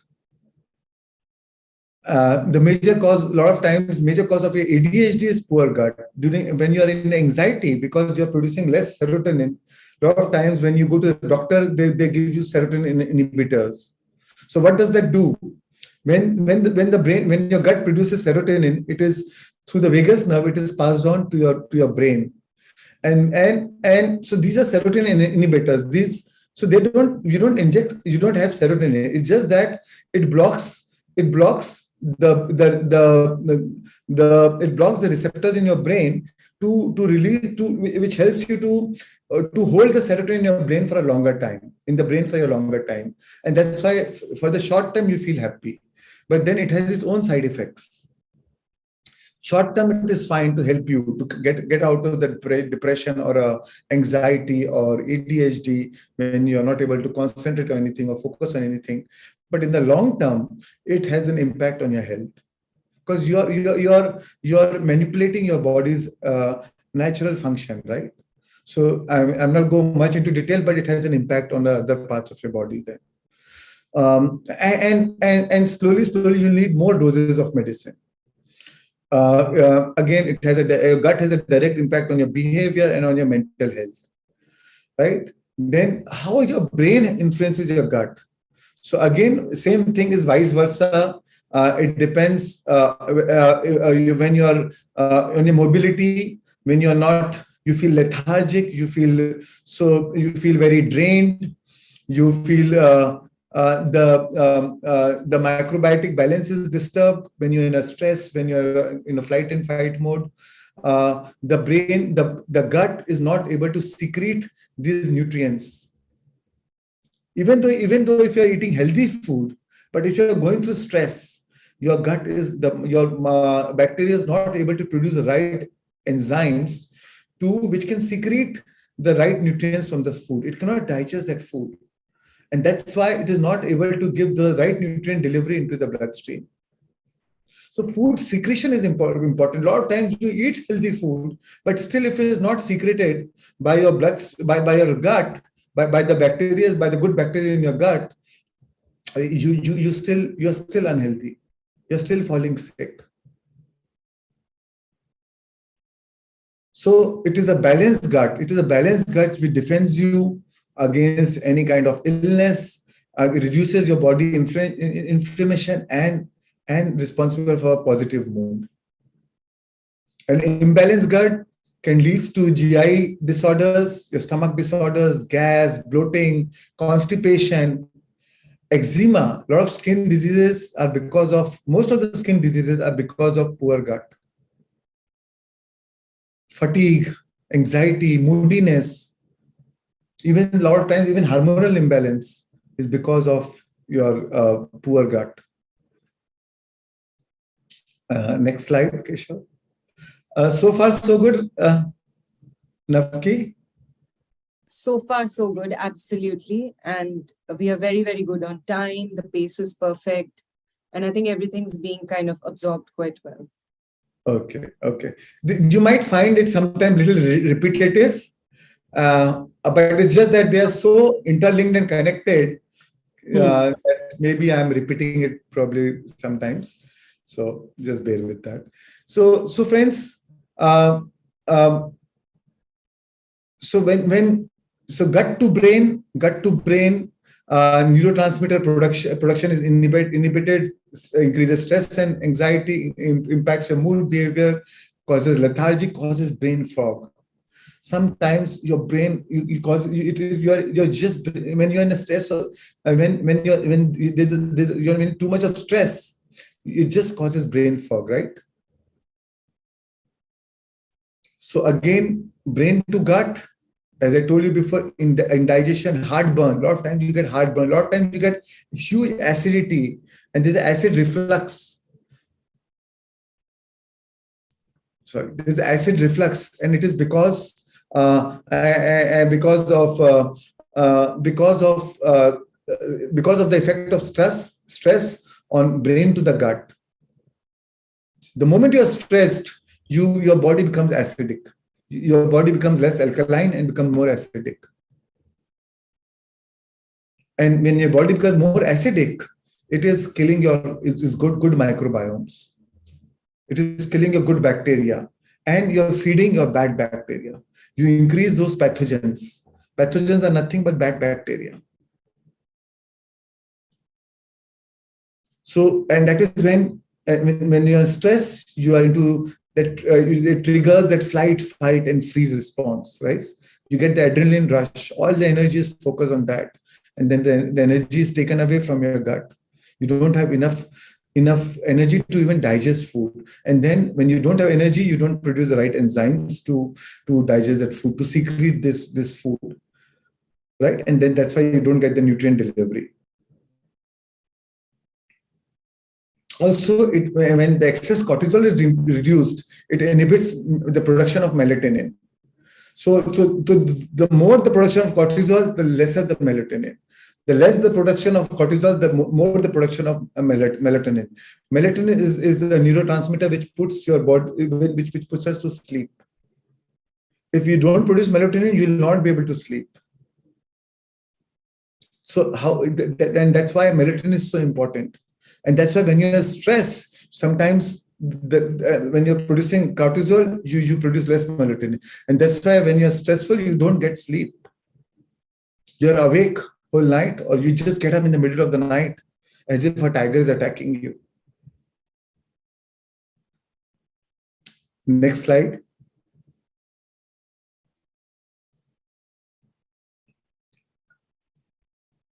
So, as I've told you about leaky gut, a lot of problems in a lot of health issues are because of leaky gut. So I'll share you a few of the leaky gut, how leaky gut affects our whole body. So sinus and mouth, a lot of frequent cold, or a lot of times people get frequent cold, and a lot of people that get food allergies, food sensitivities are because of leaky gut. Because even though you might have a good, either you don't have a enough good bacteria, or even though you have a good bacteria, because of your stress, you're not able to digest that food, and that's why you're going through a leaky gut. Then if it has an effect on brain, depression, anxiety, ADHD, skin diseases, as I've told you, eczema, acne, pimples, rosacea. A lot of times there's redness on your skin, on your hands, on your face, is because of, again, leaky gut. Psoriasis, because of leaky gut. A lot of times we don't cure the real disease. We try to put on these creams or whatever, different things on your body, but the root cause is your leaky gut, is your poor microbiomes or the leaky gut. So that is where we need to address. A lot of time it leads to a pains like joints, rheumatoid arthritis, fibromyalgia, headaches, right? All these pains in your bones, a lot of times is because of leaky gut. Adrenals, fatigue. A lot of times you get fatigued. In your colon, you get constipation, diarrhea, inflammatory bowel disease, all because of leaky gut. Because these microbiotes are the one who metabolize the food and convert it into nutrients and push into the bloodstream. And if they're not able to do that, it leads to the food without digested food goes into the bloodstream. A lot of other diseases like thyroid, Hashimoto's, Hypothyroidism is because of leaky gut, right? Because when you get thyroid, you're not able to produce thyroxine. And that's why when you have to take thyroxine as a medicine, and then you take it for life. So a lot of times the root cause could be a leaky gut. That's why Hippocrates said, all disease begins in the gut. All disease begins in the gut. So, so either it is because of your thoughts, emotions, various environmental factors, but again, and of which one is the food or even thought and emotions. And as I told you, the brain has a direct effect on our gut. So first, it affects your gut, and then it affects your genetic expression, and so on and so forth. So all diseases either begin in the gut, or it is because of your gut imbalance. So now let me share with you what are the things which negatively influence your gut health. Few key things I'm going to talk about. It could be much more, but just few key things. So first is animal-based diet has a direct influence on your gut, and we have seen those microRNAs, how it influences, right? Drinking too much of alcohol. So, and you can see it, right? When you drink a lot of alcohol, next day you get constipation. You feel very lethargic. You feel very dull. You feel little down or depressed, you know. And when you get one more good sleep, and then you are refreshed again. So again, that has an impact on your gut health. Overuse of antibiotics, friends. Be careful. Unless it is an emergency, avoid antibiotics. Because antibiotics is why do you use antibiotics? Because they're trying to kill the bad microbiomes, the bad bacteria. But you cannot choose bad bacteria. When you take antibiotics, it's like dropping the nuclear bomb and converting the Amazon forest in your gut into a barren land. So you also kill the good bacteria. And so that's why either avoid antibiotics, but if it is an emergency, then you take antibiotics, but always combine antibiotics with probiotics. And I'm going to talk more about probiotics now. So combine with probiotics so that it also produces, even if it is killing a few bad bacteria, but then it is also injecting a few good bacteria so that it balances it out. Then lack of regular exercise.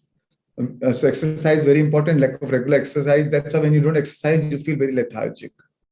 Smoking, too much stress, not getting enough sleep. So friends, sleep is so important. So don't think a lot of times people ask me, being spiritual means you take less sleep. So, I mean, I don't believe so. I feel takes as much sleep as your body needs. So take good sleep, right? If you're not getting enough sleep, it has a direct impact on your gut health, right? So if you don't sleep well, again, next day you feel constipated, you feel lethargic, you feel dull. So again, we need to know that, right? You feel very irritable, you become very irritable. So, and then packaged food, processed food, all this has a negative impact on our gut health. Another important thing on our gut health, which in fact we don't have control, which is also a C-section delivery. The research shows that right now, 1 in every 3 children in America are born by C-section. And what happens is when you are born by C-section, that means you don't get the initial coating of bacteria that has been designed by the evolution to be when you're supposed to be born through the mother's birth canal. So in our mother's birth canal, there are so many of good bacteria in the mother's birth canal. And when you are actually naturally born, then you get that first coating of good bacteria on your body, on your skin. But when you are born with a C-section, you are deprived of that first good coating of bacteria. In fact, you are first coated with the bad bacteria which is there in the hospital environment. And now the research has proven, they've done the research that those who are born with C-section, with a C-section delivery, those children, those kids, as they grow up in life, they have a 25% increased risk of obesity, asthma, immune deficiencies, and inflammatory IBD, inflammatory bowel disease in later years of their life. So avoid C-section as much as possible. Have a natural birth, give natural birth to your child, so for a better gut health. Now I'm going to talk about a few beneficial things for your gut health. It's prebiotics. What is prebiotics? We hear so much about probiotics, but there's something called prebiotics. Prebiotics are the good bacteria which is naturally present in the plant-based foods like fruits, vegetables. In raw food, there are so many of prebiotics naturally present there. Then whole foods. Then comes probiotics. Probiotics are live bacteria which you can make, like the curd we make. The live bacteria, they are good, beneficial for your gut health. Then there are so many other, even in the medicine shop, you get probiotics where you can put in, so that when you can inject those live bacteria in your gut, so to increase your gut health. There's some drink like kombucha, which is like a soda kind of drink, but it is amazing for your gut health, right? Then one good news is wine is good for your gut health, but if it is taken in a right quantity. Anything excessive will obviously get, because inside wine there's a chemical called polyphenol that is amazing for your gut health. So in moderation, wine is also good for your gut health. But of course, it also depends on body to body. Then exercise, meditation, eating organic foods, fibrous foods is very good. Then another very important thing for your gut health is you're eating diverse range of foods. So try to eat different varieties of food, because different as I told you, we have 300 to 10,000 variety of bacteria in our stomach. And for it to thrive, it needs different range of foods, because different bacteria like different foods. So eat diverse range of foods. Eat healthy food, but let it be a diverse range of foods. Eat different types of vegetables, different kind of fruits, different kind of whatever food you like, healthy foods, right? But then another important thing is good sleep. Very important, and timely sleep. Maintain a healthy sleep cycle. A lot of times, even if you need 7 hours sleep, if you're normally used to sleeping at say 11 o'clock in the night, but some days if you're sleeping at 3 o'clock, even if you sleep for 7 hours, you still feel lethargic, right? So timely sleep, have a proper sleep cycle, because our body has a circadian rhythm. And the body follows the circadian rhythm. It gets used to the circadian rhythm. Only if you follow the circadian rhythm, it will produce the right amount of melatonin. Otherwise, if the sleep is not timely, our body gets confused and they are not able to produce the right quantity of melatonin. And then you're not able to get proper growth and repair your parasympathetic nervous system does not get activated, and you're not able to go into the growth and repair mode. So that's why timely sleep is so important. Now, another important thing is important for your gut health, or which I am open to, is a lot of people ask me what about food supplements? So I am very open to food supplements, because no matter what can you do, you cannot get organic food. I mean, you cannot go and check whether even if it says organic, you cannot go and check whether it is really organic or not. And sometimes it is three times, four times more expensive. So sometimes we need food supplements. Sometimes we are living in cities in a polluted environment where our air is polluted, our water is polluted. Air is also polluted with the frequency and vibrations. 2G wave, 3G wave, 4G wave, 5G wave, all that influences our health. So it is also good to take some food supplements. Sometimes vegetarians don't get enough vitamin B12, B3. So it's good to take food supplements as long it is coming from the natural source. So consult a nutrition, the right nutrition, take it from buy it from the company which is more reliable, natural. In Ayurveda, there are so many supplements, so which is coming from plant-based. So I'm open to food supplements, but consult the right nutrition. I'm not an expert in this, so if you ask me more questions, I will not be able to answer. So consult a nutritionist, and accordingly have the right supplements if your body needs it, right? And yeah, next slide. Another important thing in Western world now, there's very popular supplement which is called NAD plus.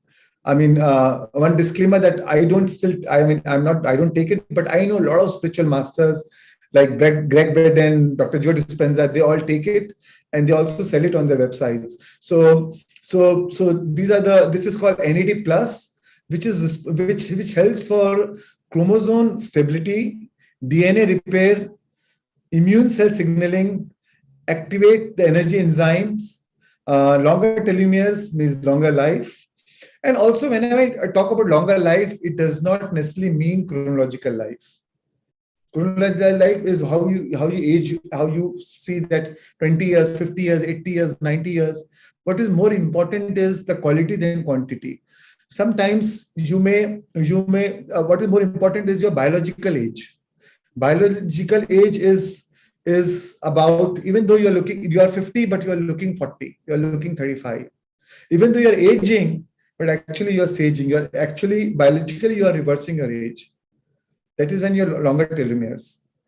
Does not necessarily mean and it is the byproduct that you live longer. But sometimes it is the God's will. It is your soul's contract. You want to vacate, even healthily also you want to vacate your body early. So it is not. I from when I speak, I'm not talking in terms of so much of quantity, but from terms of quality. So NAD plus helps for longer telomeres.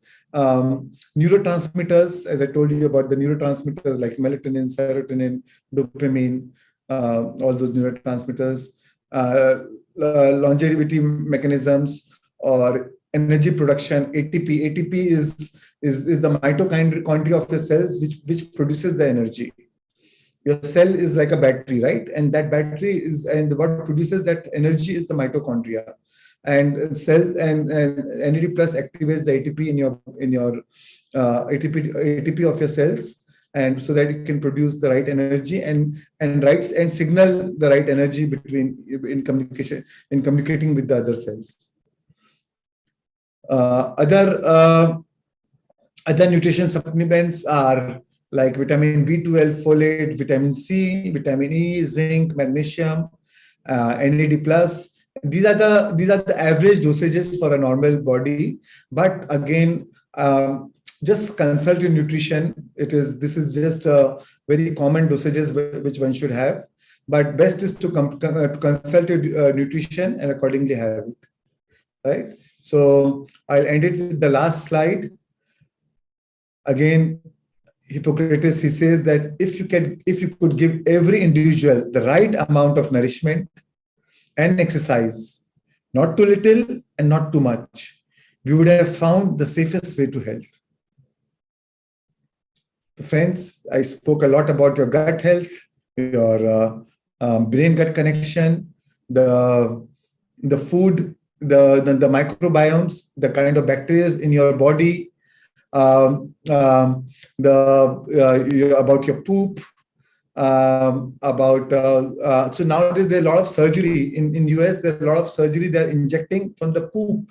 Who has a good bacteria in their poop, they extract the good bacteria and injecting in the body who has a bad bacteria in their gut or whose gut bacteria is imbalanced. So they are doing a lot of research on meditators who are happy, joyful, and injecting their poop into others and populating it with good bacteria into others' body. And this is actually, they call it a poop surgery, or I don't remember the technical name, but it is actually happening. So now, in the meditators have a good way of making money. You can just sell your poop and make money. Can't So, slide. so No. yes, Kesha, last slide. Just let me see if I left anything. Yeah. Yes.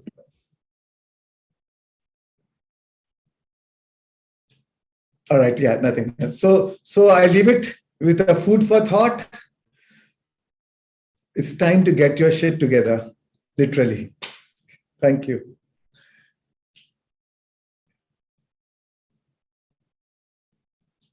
Am I not able to? Yeah, Nafki. That was the best last slide. So far. Okay, ready for questions? Today, I think we are doing decent with the timing, no? Not as bad as earlier days. Absolutely, it's 7:07. Yeah. Right? All right, friends. So happy to take questions. Yeah. Okay. Deepika Gupta. Am I audible? Yes. Yes. We can hear you. So I'm doing the meditation from the first day, but there is some problem that normally I sleep between 9 to 10, but at 1 o'clock sharp, I wake up, and then after I do not have any sleep. So what's the reason? I can't understand.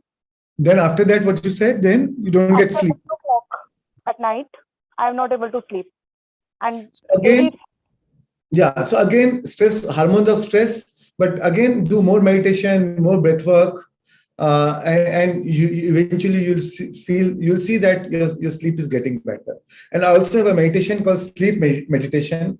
So you can go on SDF website or YouTube channel and see and do that meditation just before going to sleep. Probably it will help you to sleep better. Yeah. so please repeat the name of the meditation. Sleep. The name of the meditation itself is sleep meditation. Sleep meditation. Okay, sir. Thank you.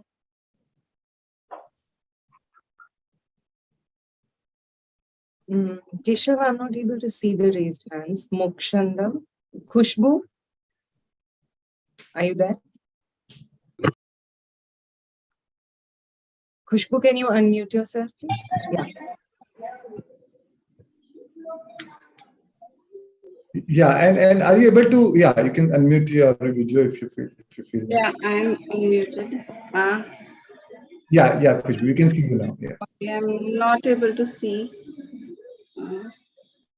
We can see you. We can see you and hear you. Okay. Turn your mobile. I really thank you to your all foundation. Like, We can't hear you, Khushbu. Maybe we'll come back to you after next sharing. Yeah. Okay. Uma Devi. Can you unmute yourself, please?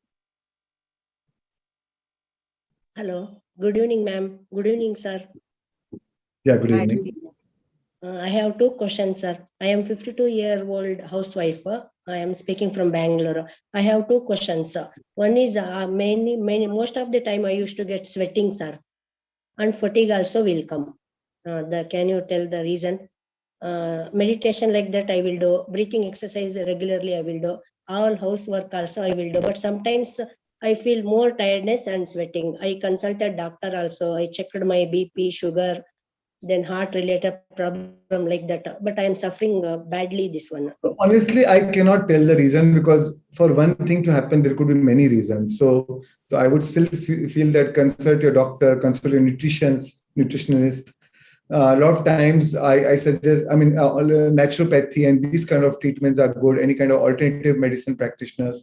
So I will not be able to just give you a blanket answer. Okay. And one more question, sir. Yeah. I heard somewhere that milk and milk product is not good for health. Is it true? So a lot depends on because a lot of times our milk nowadays is so much injected with pesticides and chemicals, and also the way the cows are treated. But if you're drinking, I mean, I personally believe if you're drinking a milk from a happy cow, it's fine. I mean, this is my personal belief, but I leave it to your choice. A lot of people are vegans. A lot of people really believe that no, it is animal products, so one should. So it is very personal choice. My personal choice, I can just share with you. Okay, I am No, fine. no, no, sir. Someone is telling. Varun is 100% vegan, but I drink. I have milk products. You know, No, so no, no, very no. personal. Somebody told me that it kills the our what that insulin producing hormones. That one, what is that is called?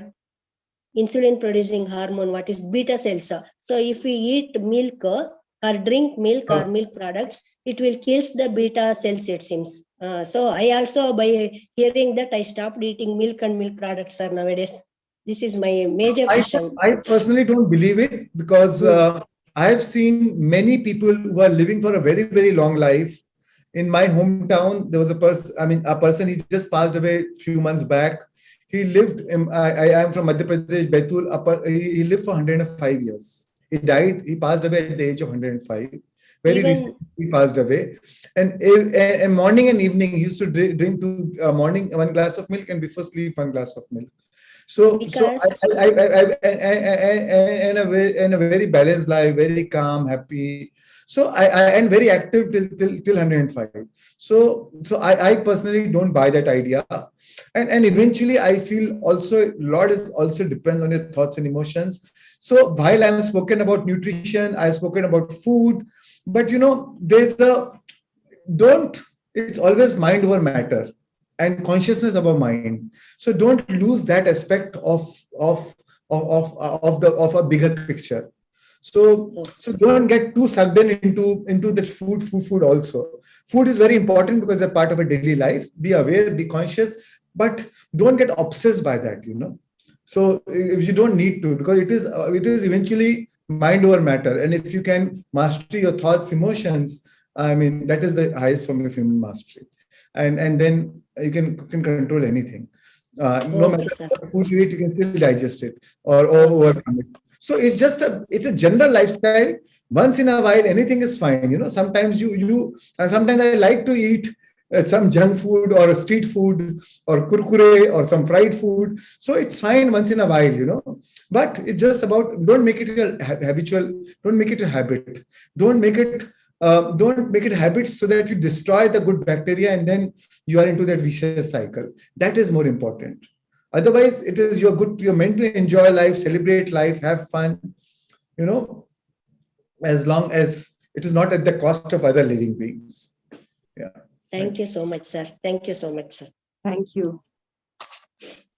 Zainab, could you unmute yourself? What said was, as human beings, initially we were hunters and gatherers, right? So men were hunters, women were gatherers. And that's how we started eating non-veg food, because that time agriculture was not invented. Agriculture came much later.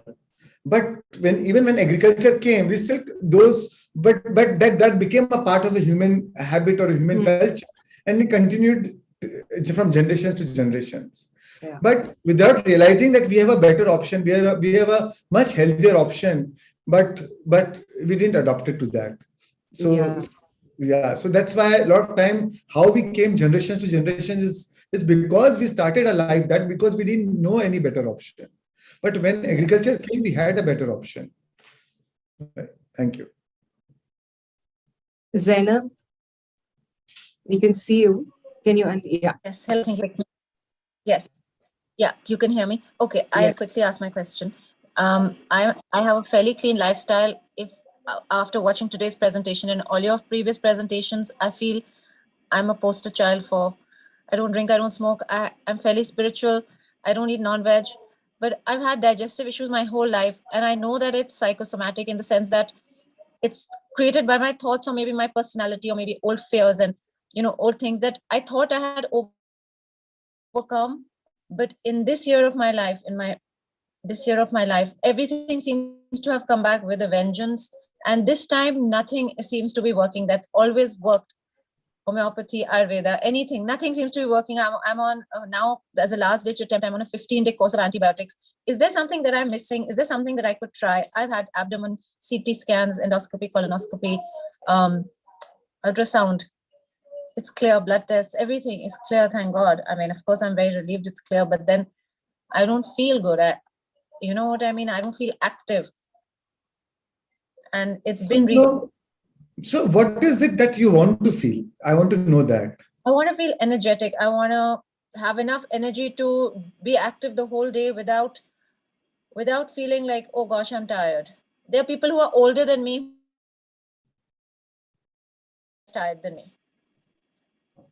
I know it's psychosomatic because I've been thoroughly tested, so I'm not putting something out there that, but it's something that I'm just not getting. Maybe it's the wrong type of... Again. I want to ask you, what do you want to feel? I want to feel energetic and enthusiastic. So you good. So I want you to focus on what you want to feel and what you do not, and not what you do not want to feel.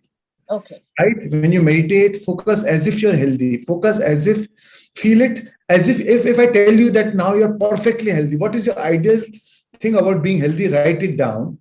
And how would you feel if you already began? And when you meditate, when I'm going to teach you 5 steps of manifestation, when you visualize, feel it, feel that, and focus on what you want to be and not what you do not want to be. To my understanding, you're so obsessed of your limitations. You are so much fighting for your limitations that you got to keep it. If you fight for your limitations, you got to keep it. Focus on your potentials, not on your problems. Potential is always greater than your problem. No matter what your issue is. I mean, and nobody in the history is without any problem. But those who made success was who they focused on the potential. Obviously, they were all challenged with problems, but they always focus on the potential. So what you need to focus is on your potential. See it. What if you are healthy? Don't think that, oh, don't fight for your limitations. Don't think, oh, maybe I have something wrong with me. I have a psychosomatic issue. No, there's nothing wrong with you. You are amazing. And this 28 days, just be aware of your inner thoughts and just think where you are focusing on. And now that has become your belief system. Your beliefs, as I told you, is nothing but your most practiced thoughts. But with practicing, by changing where you are focusing your thoughts on, you will change your belief system. In the neuroscience class, Varun will teach how you rewire your brain. And something called neuroplasticity. And when you visualize, when you do that, you will change your belief systems. And you'll be fine completely. Thank you. Right? Thank you. And you're here for this 28 days, right? Yes, I'm joining. So as you understand the class, practice it, put it in practice, and trust me, you'll be fine. I'll report back to you in 28 days. Yes, report. I'll be looking forward to hear from you. Yes. I'll be accountable to you. Okay, thank you. Thank you so much. Thank you, Zainab. Seema Lala. Yes. First of all, I really thank you all. My thing is I sleep only for 5 hours, but I don't feel that weakness. I am 66 years old and I can do everything. So is it okay? Absolutely fine. It is, each body is unique at different stages of life, different age of life. There's a different food sleep needs. So it's absolutely fine. Whatever works for you, as long as you feel energetic, active, is great. That's fine. Totally fine. Yeah. No, because some people, they say, no, you should sleep for 8 hours. Then sometimes I force myself to sleep in the afternoons. Like nights, I cannot sleep more than 5 hours. It's like Jaya Bachchan and Amitabh Bachchan. You average the height and you say this is the average height of everyone. so we are all unique. We are at a different age. So doctors will always talk about the average thing. So let's not average it out. You are unique. I am unique. Navki is unique. Everyone else is unique. So you will know yourself. Your body speaks to you. Your body will tell you what is working for you. So you are all the more good now. You have 2 more extra hours for your day, so which is amazing. Yeah. Because I meditate a lot. That is the main thing. My meditations, meditate a lot. 5 o'clock I get up only to meditate. Amazing. And of course, your meditations are best throughout like what I was doing. I would really say I will continue your meditations in future. Thank you so much. Thank you so much. Thank you. Thank you, Seema. Awesh Ali. Have I Yes, ma'am. pronounced? Yes, Yeah. ma'am. Hi. Hi, sir. Good evening. Yeah, Thank good you. evening. Sir, my question is, I wanna ask. Awesh, where are you from? What you do, and then you can try and unmute your video if you can. Yeah. Yes, sir. My voice is clear. Your voice is clear. Yeah, your voice is clear. If you want, if you can switch on your video, can you do that, please? Yes, yes. Sir, actually, I am Awesh. I'm from Kanpur, and I am a student. Right. I want to ask, sir. Actually, I am Even doing. I'm a student, so we are in the same boat. Yes, sir. Go ahead. Yes, sir. Sir, I want to ask, even after doing everything, meditation and positive affirmation, manifestation, but I am dealing with one issue that whenever something happens with me, it stuck in my mind. I move on, but my mind repeatedly repeat that scene after again and again. Why it happens? So that is why we live in the memories of the past, and that's why breaking the habit of being ourselves is the biggest. That is the biggest challenge.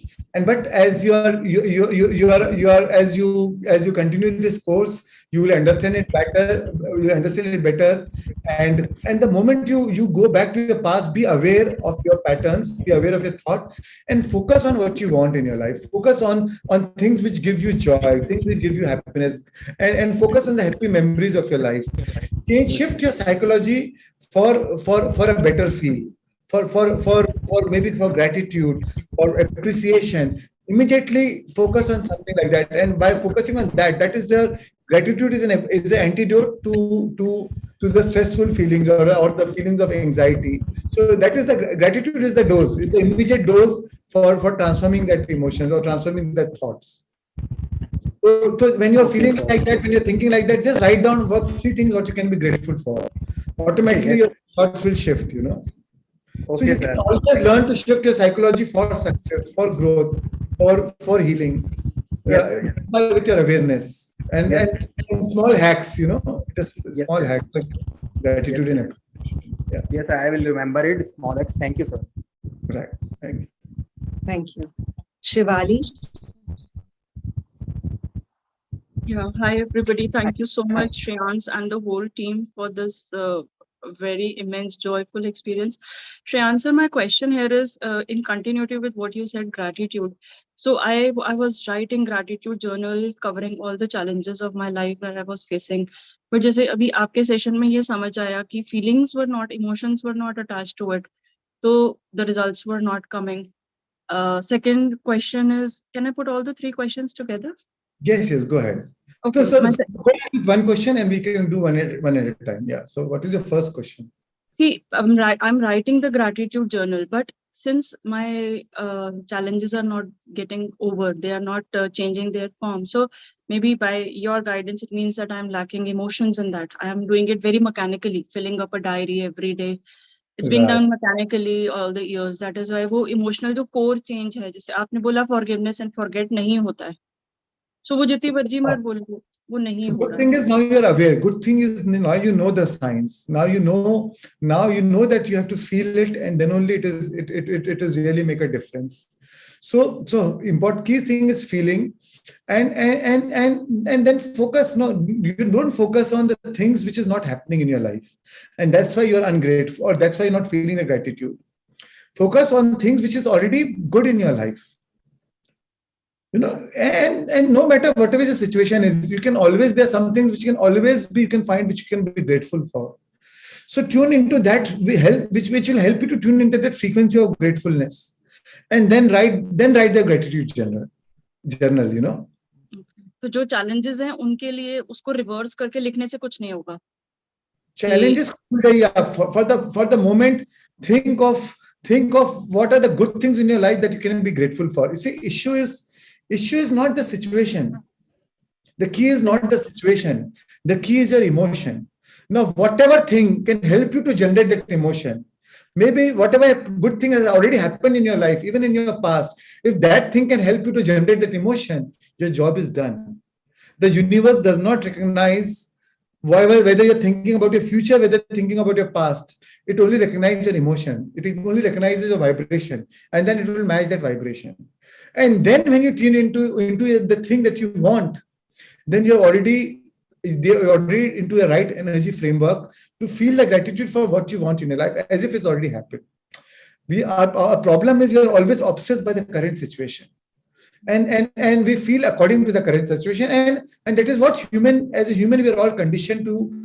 Seeing is believing, right? When what you see is what you believe, and that is your belief system, and that is how you feel it. But as a quantum living being, as a quantum observer, if you believe it,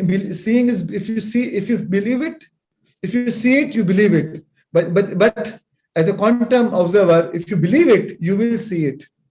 So believe, even though it has not happened, believe as if it's already happened, and feel it as if it's already happened. And if you're not able to feel it, if you're not able to even believe it, then go to the things which is already there in your present or in your past, which makes you feel that feeling. Small things. Okay. It could be anything. It could be watching a comedy show. It could be watching a nice movie, which helps you put in that feeling. And use that frequency, use that as a tool to tune into the frequency of what you want to be. That will happen automatically. Of course. The universe does not care what you're thinking, whether it has happened in your past or in your future. And I'm going to talk more. I'm going to explain it much more in detail in the next four next four sessions. Right? Okay. So you will get the complete clarity. And that is why there are a lot of missing links, And that's why I call this manifestation decoded, the real secret behind the secret. People are not getting the secret is missing, People are, and that is what I'm going to share, and which will help you. Right? Okay, sir. My second question is, जो अभी जैना जी ने बताया कि medical मतलब symptoms हैं body में, doctors की तरफ से all glow clear है, किसी रिपोर्ट में कुछ नहीं आता है. So are these diseases of karmic nature also? मतलब even in spite of hiring the best nutritionist, probiotics, prebiotics, everything taken care, but वो जो medical issues हैं, they don't get sorted. So are they of any karmic nature? I should just leave them. So karma is equal to lesson. Karmic. When you say karmic, it is just a simple formula. Karmic is equal to lesson. We are facing these challenges to learn the lessons. You cannot say, "Oh, karma is not an excuse to reaffirm your sadness, to reaffirm your ill health." Karma, it is you invite these challenges so that we learn the lessons, and we repeat what we don't repair. So unless you repair, unless you learn the lessons, and the moment. And don't worry what was the lesson, what was the karma, what was the past life. It doesn't really matter. As long as you're able to transform your thoughts and emotions, because the end product of because that is the highest mastery, transforming your thoughts and emotions. As long as you're in a state of love, joy, happiness, abundance, gratitude, peace, harmony, compassion. You are transcending your karma. You are transcending your karma. Those karmic book. Even if you have, as a soul contact, even if you wanted that challenge in your life now, since you already learned the lessons, you will not face those challenges. So I will not say leave it. I will say why not heal it? Why not transcend it? Why not? It's the journey from information to transformation. Okay. So karma is an excuse for reaffirming your pain. Oh, I'm happy and I'm sad. I'm in health because my karma must be bad. So तो ये clarity meditation से आया Because we don't find anything in this life, so our body wants to find a reason. Our body is addicted to those emotions, and it find a reason. When if you don't find any reason now, then you go back to your past life. It must be a karma. So please don't use that as an excuse. You have the power. Even your karma was your own choice. So if your karma created your ill health, it is a product of your past, but your present is your choice, right? So you have the power to heal your karma. You have a power to make a different choice, and it is your birthright to be healthy. You are wired for wellness. You are wired for wellness. So clarity meditation से आएगी कि what is that lesson to be done? Like I have psoriasis since the past 38 years. मतलब when I was a kid, I have psoriasis.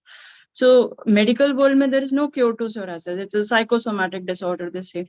So वो lesson मेरे को क्या सीखना है? That will come through meditation. Forget the lesson. Forget the lesson क्या सीखना है. Don't focus again on the problem. Okay. Focus on the solution. Focus on a better feeling, right? When you focus on a better feeling with the help of meditation or breathwork, you are naturally transformed. Anything which needs to be released will be released anyways. So you are not focusing, oh, that sadness, please release. Oh, I'm searching sadness. What you focus on will expand. Okay. And transcendental breathwork, मतलब maximum हम week में कितनी बारी कर सकते हैं अगर like आप एक बार करो, 2 बार करो, 5 बार करो, आपको कोई genuine ऐसा कोई issue आ रहा है तो 7 बार करो. It's up to you, and your body will tell you what works for you. Okay. Right? So don't affirm your illness. Sometimes, our body is become addicted to that pain body, and then we find reasons to affirm that pain body. Because when you're in a state of pain body, because you're in a step of unknown, familiar. You get so many that victim consciousness, that poor me consciousness, and I'm going to talk more in future workshops. So don't worry. Just are you doing this workshop for the first time? Yes, first time. So you'll get a lot of understanding, right? Okay, thank you so much. And sir, one last thing. आपने second day बोला था addiction. मतलब since I've last 2 months that I've joined PMC, what I'm doing is I'm listening to PMC Hindi all the day just to shut out my mind. All the chatter in my mind that gets shut down when I'm listening to that channel. Whole day I'm listening to that. तो मुझे नहीं पता कि उसमें मैं खुद अपनी life में कुछ practice कर रही हूँ या नहीं कर रही हूँ. So is that a positive addiction or is it okay? मतलब वो negative addictions हम एक अलग describe करते हैं, पर मुझे लगता है this has become a positive addictions कि मैं सारा दिन वो देखती हूँ YouTube पे. Positive addiction is a great addiction. Like I love meditation. If I start my day without meditation, I feel that urge to go and meditate. So it is a positive addiction. No? Everything what is happening is positive. It transforms my emotions. If I have not meditated for a day or two, I feel a little more irritated for things which I usually don't get. So positive addiction is good, right? So why not? Thank you so much for hearing me out patiently. Thank you. Yes. Finally, I see a smile on your face. Very nicely explained, Shreans. Yeah, nice. Thank you very much. So my message is get addicted to love. Anything that is not love must die. Yes. Amruta.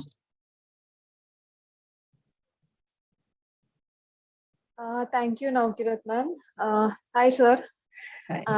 I am Amruta and I'm an IT professional and I'm talking to you from Vijayawada, Andhra Pradesh. So, sir, first of all, the meditation sessions are so wonderful and the music is great. So, my question is, sir, in the yesterday's session about the brain coherence and the heart coherence. So, my question is, often, sometimes we have questions, right? And we try to self-question us. Sure. At that time, there will be an inner voice which answers your question. Right. So how do we know which is from the heart and which is from the mind? So when it is from your heart, when it is from your inner voice, you will feel excited. You will feel when you open your eyes, you will feel motivated. You will have a motive for action. Okay. So, for example, I'll give you 3 months back. 4 months back, I decided that I'll do a Hindi workshop in Hindi. And that came from my inner voice. And I always told people that I'll plan in a year or two, like maybe in 2023 or 2024. And that was my genuine, honest goal. By maybe 2023, I was doubting myself. By 2024, maybe I'll start. But in one meditation, my inner voice came that start in Hindi. It was genuinely my inner voice. And when I opened my eyes, I was in a state of inspiration. I was so excited.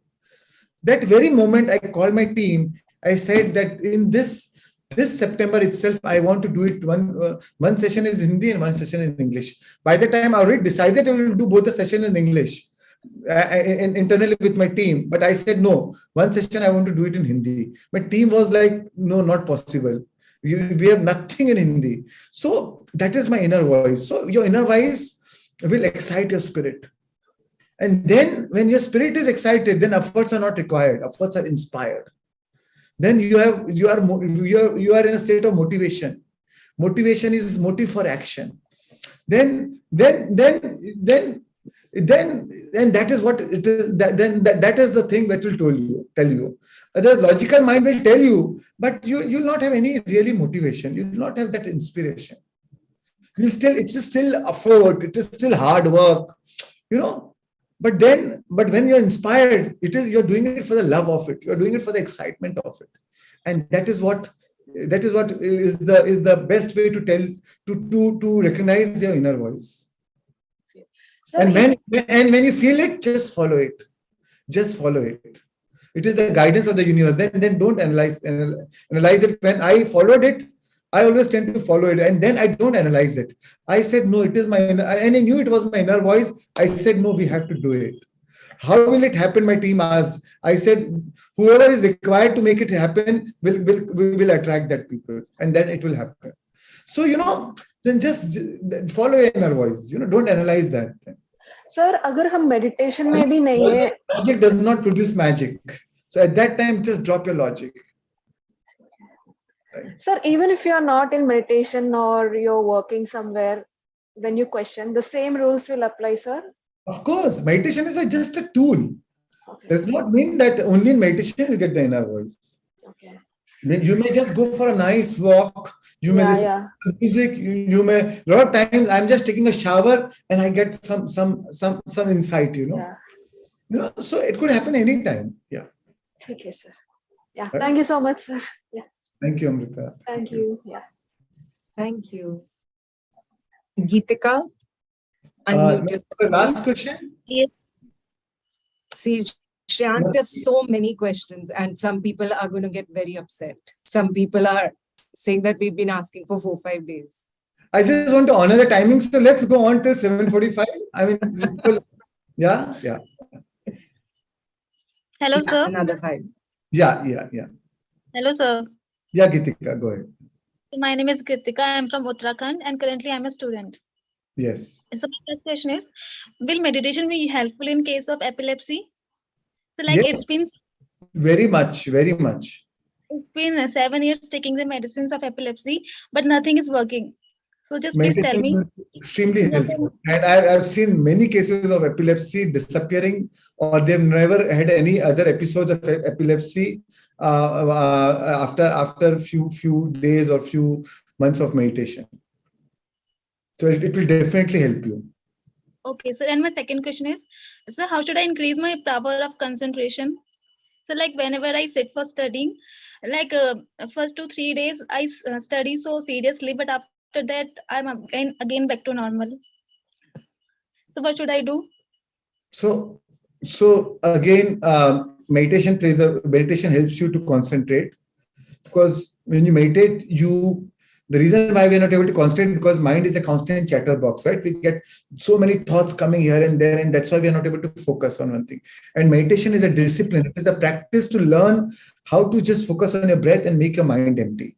So when you meditate, when you are a meditator, you are able to focus on one thing for a much longer time, right? And a lot of times, we have ADHDs, or where mind is not able to actually focus on one thing. So get it tested, get it checked.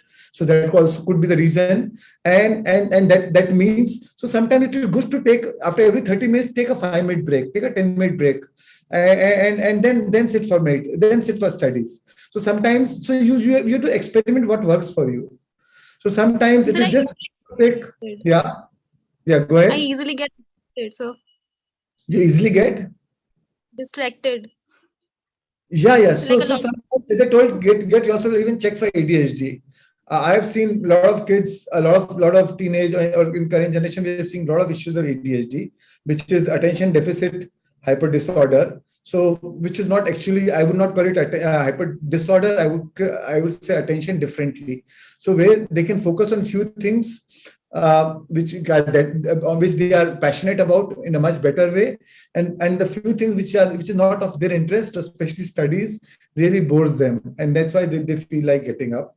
So but then again, there's a way, there are techniques, there are a lot of information on YouTube on it. So just see some videos of Jim Quick. So honestly, I'm not an expert. I know the spiritual way, but see some videos of Jim Quick. He's an expert on teaching you some hacks of how to learn better. In school, they teach you to learn, but they don't teach you how to learn. They don't teach you to learn how to learn. And Jim Quick is an expert on that, so he'll teach you how to learn. And one important hack which I liked, which my son also follows, is to remember whatever we learned. He says put on a certain smell or some perfume around you, or some essential oil while you're studying. And when you go for exams, put on the same essential oil. So with the smell, it will trigger the same memory while you were studying, and then you'll be able to remember better. And my son says it really works for him. Okay, sir. So thank you.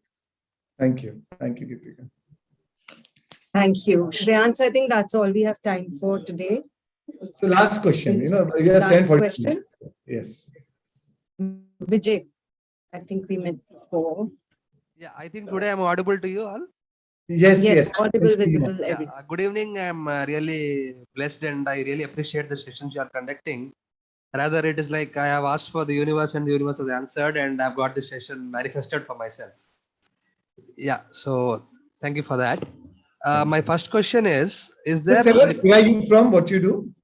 Yeah, I am actually a structural engineer, an entrepreneur, a farmer, and a teacher from Hyderabad, Telangana. Nice. Yeah. So my first question is there any limitations on the number of manifestations that I can simultaneously have? Or is it better to concentrate on one manifestation at a time and then have that manifestation and then look into the other manifestations? So I'm going to cover it more in next 2-3 days.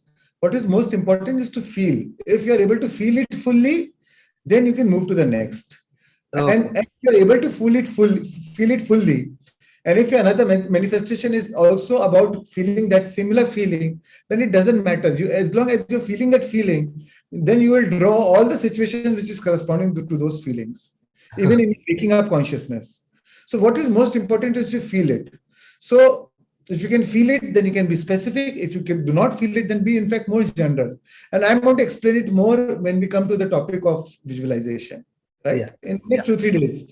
Just have patience for 2 days and I'll give you a lot of clarity on that. Yeah, no problem, sir. I'll wait till the end of the session or maybe more also. No problem.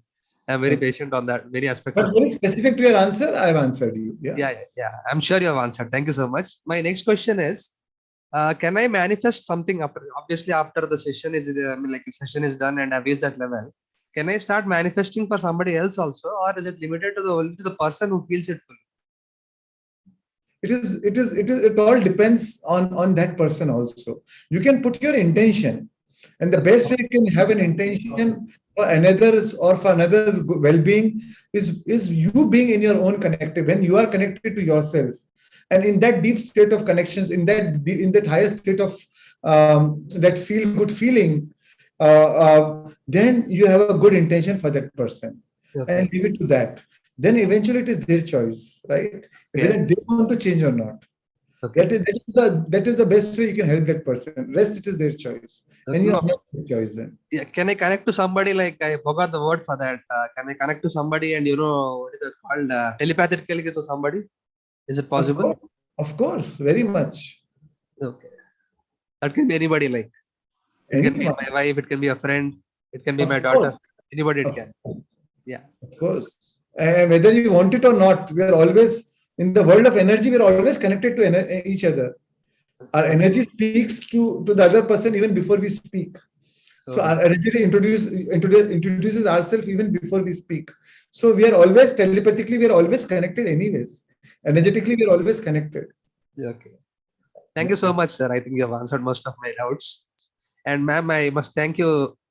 Navkirat Sodhi madam. I think I pronounced your name correctly. Navkirat. Absolutely. Yeah. Absolutely. Yeah. Thank you, ma'am. Thank you so much. See you. Yeah. Thank you.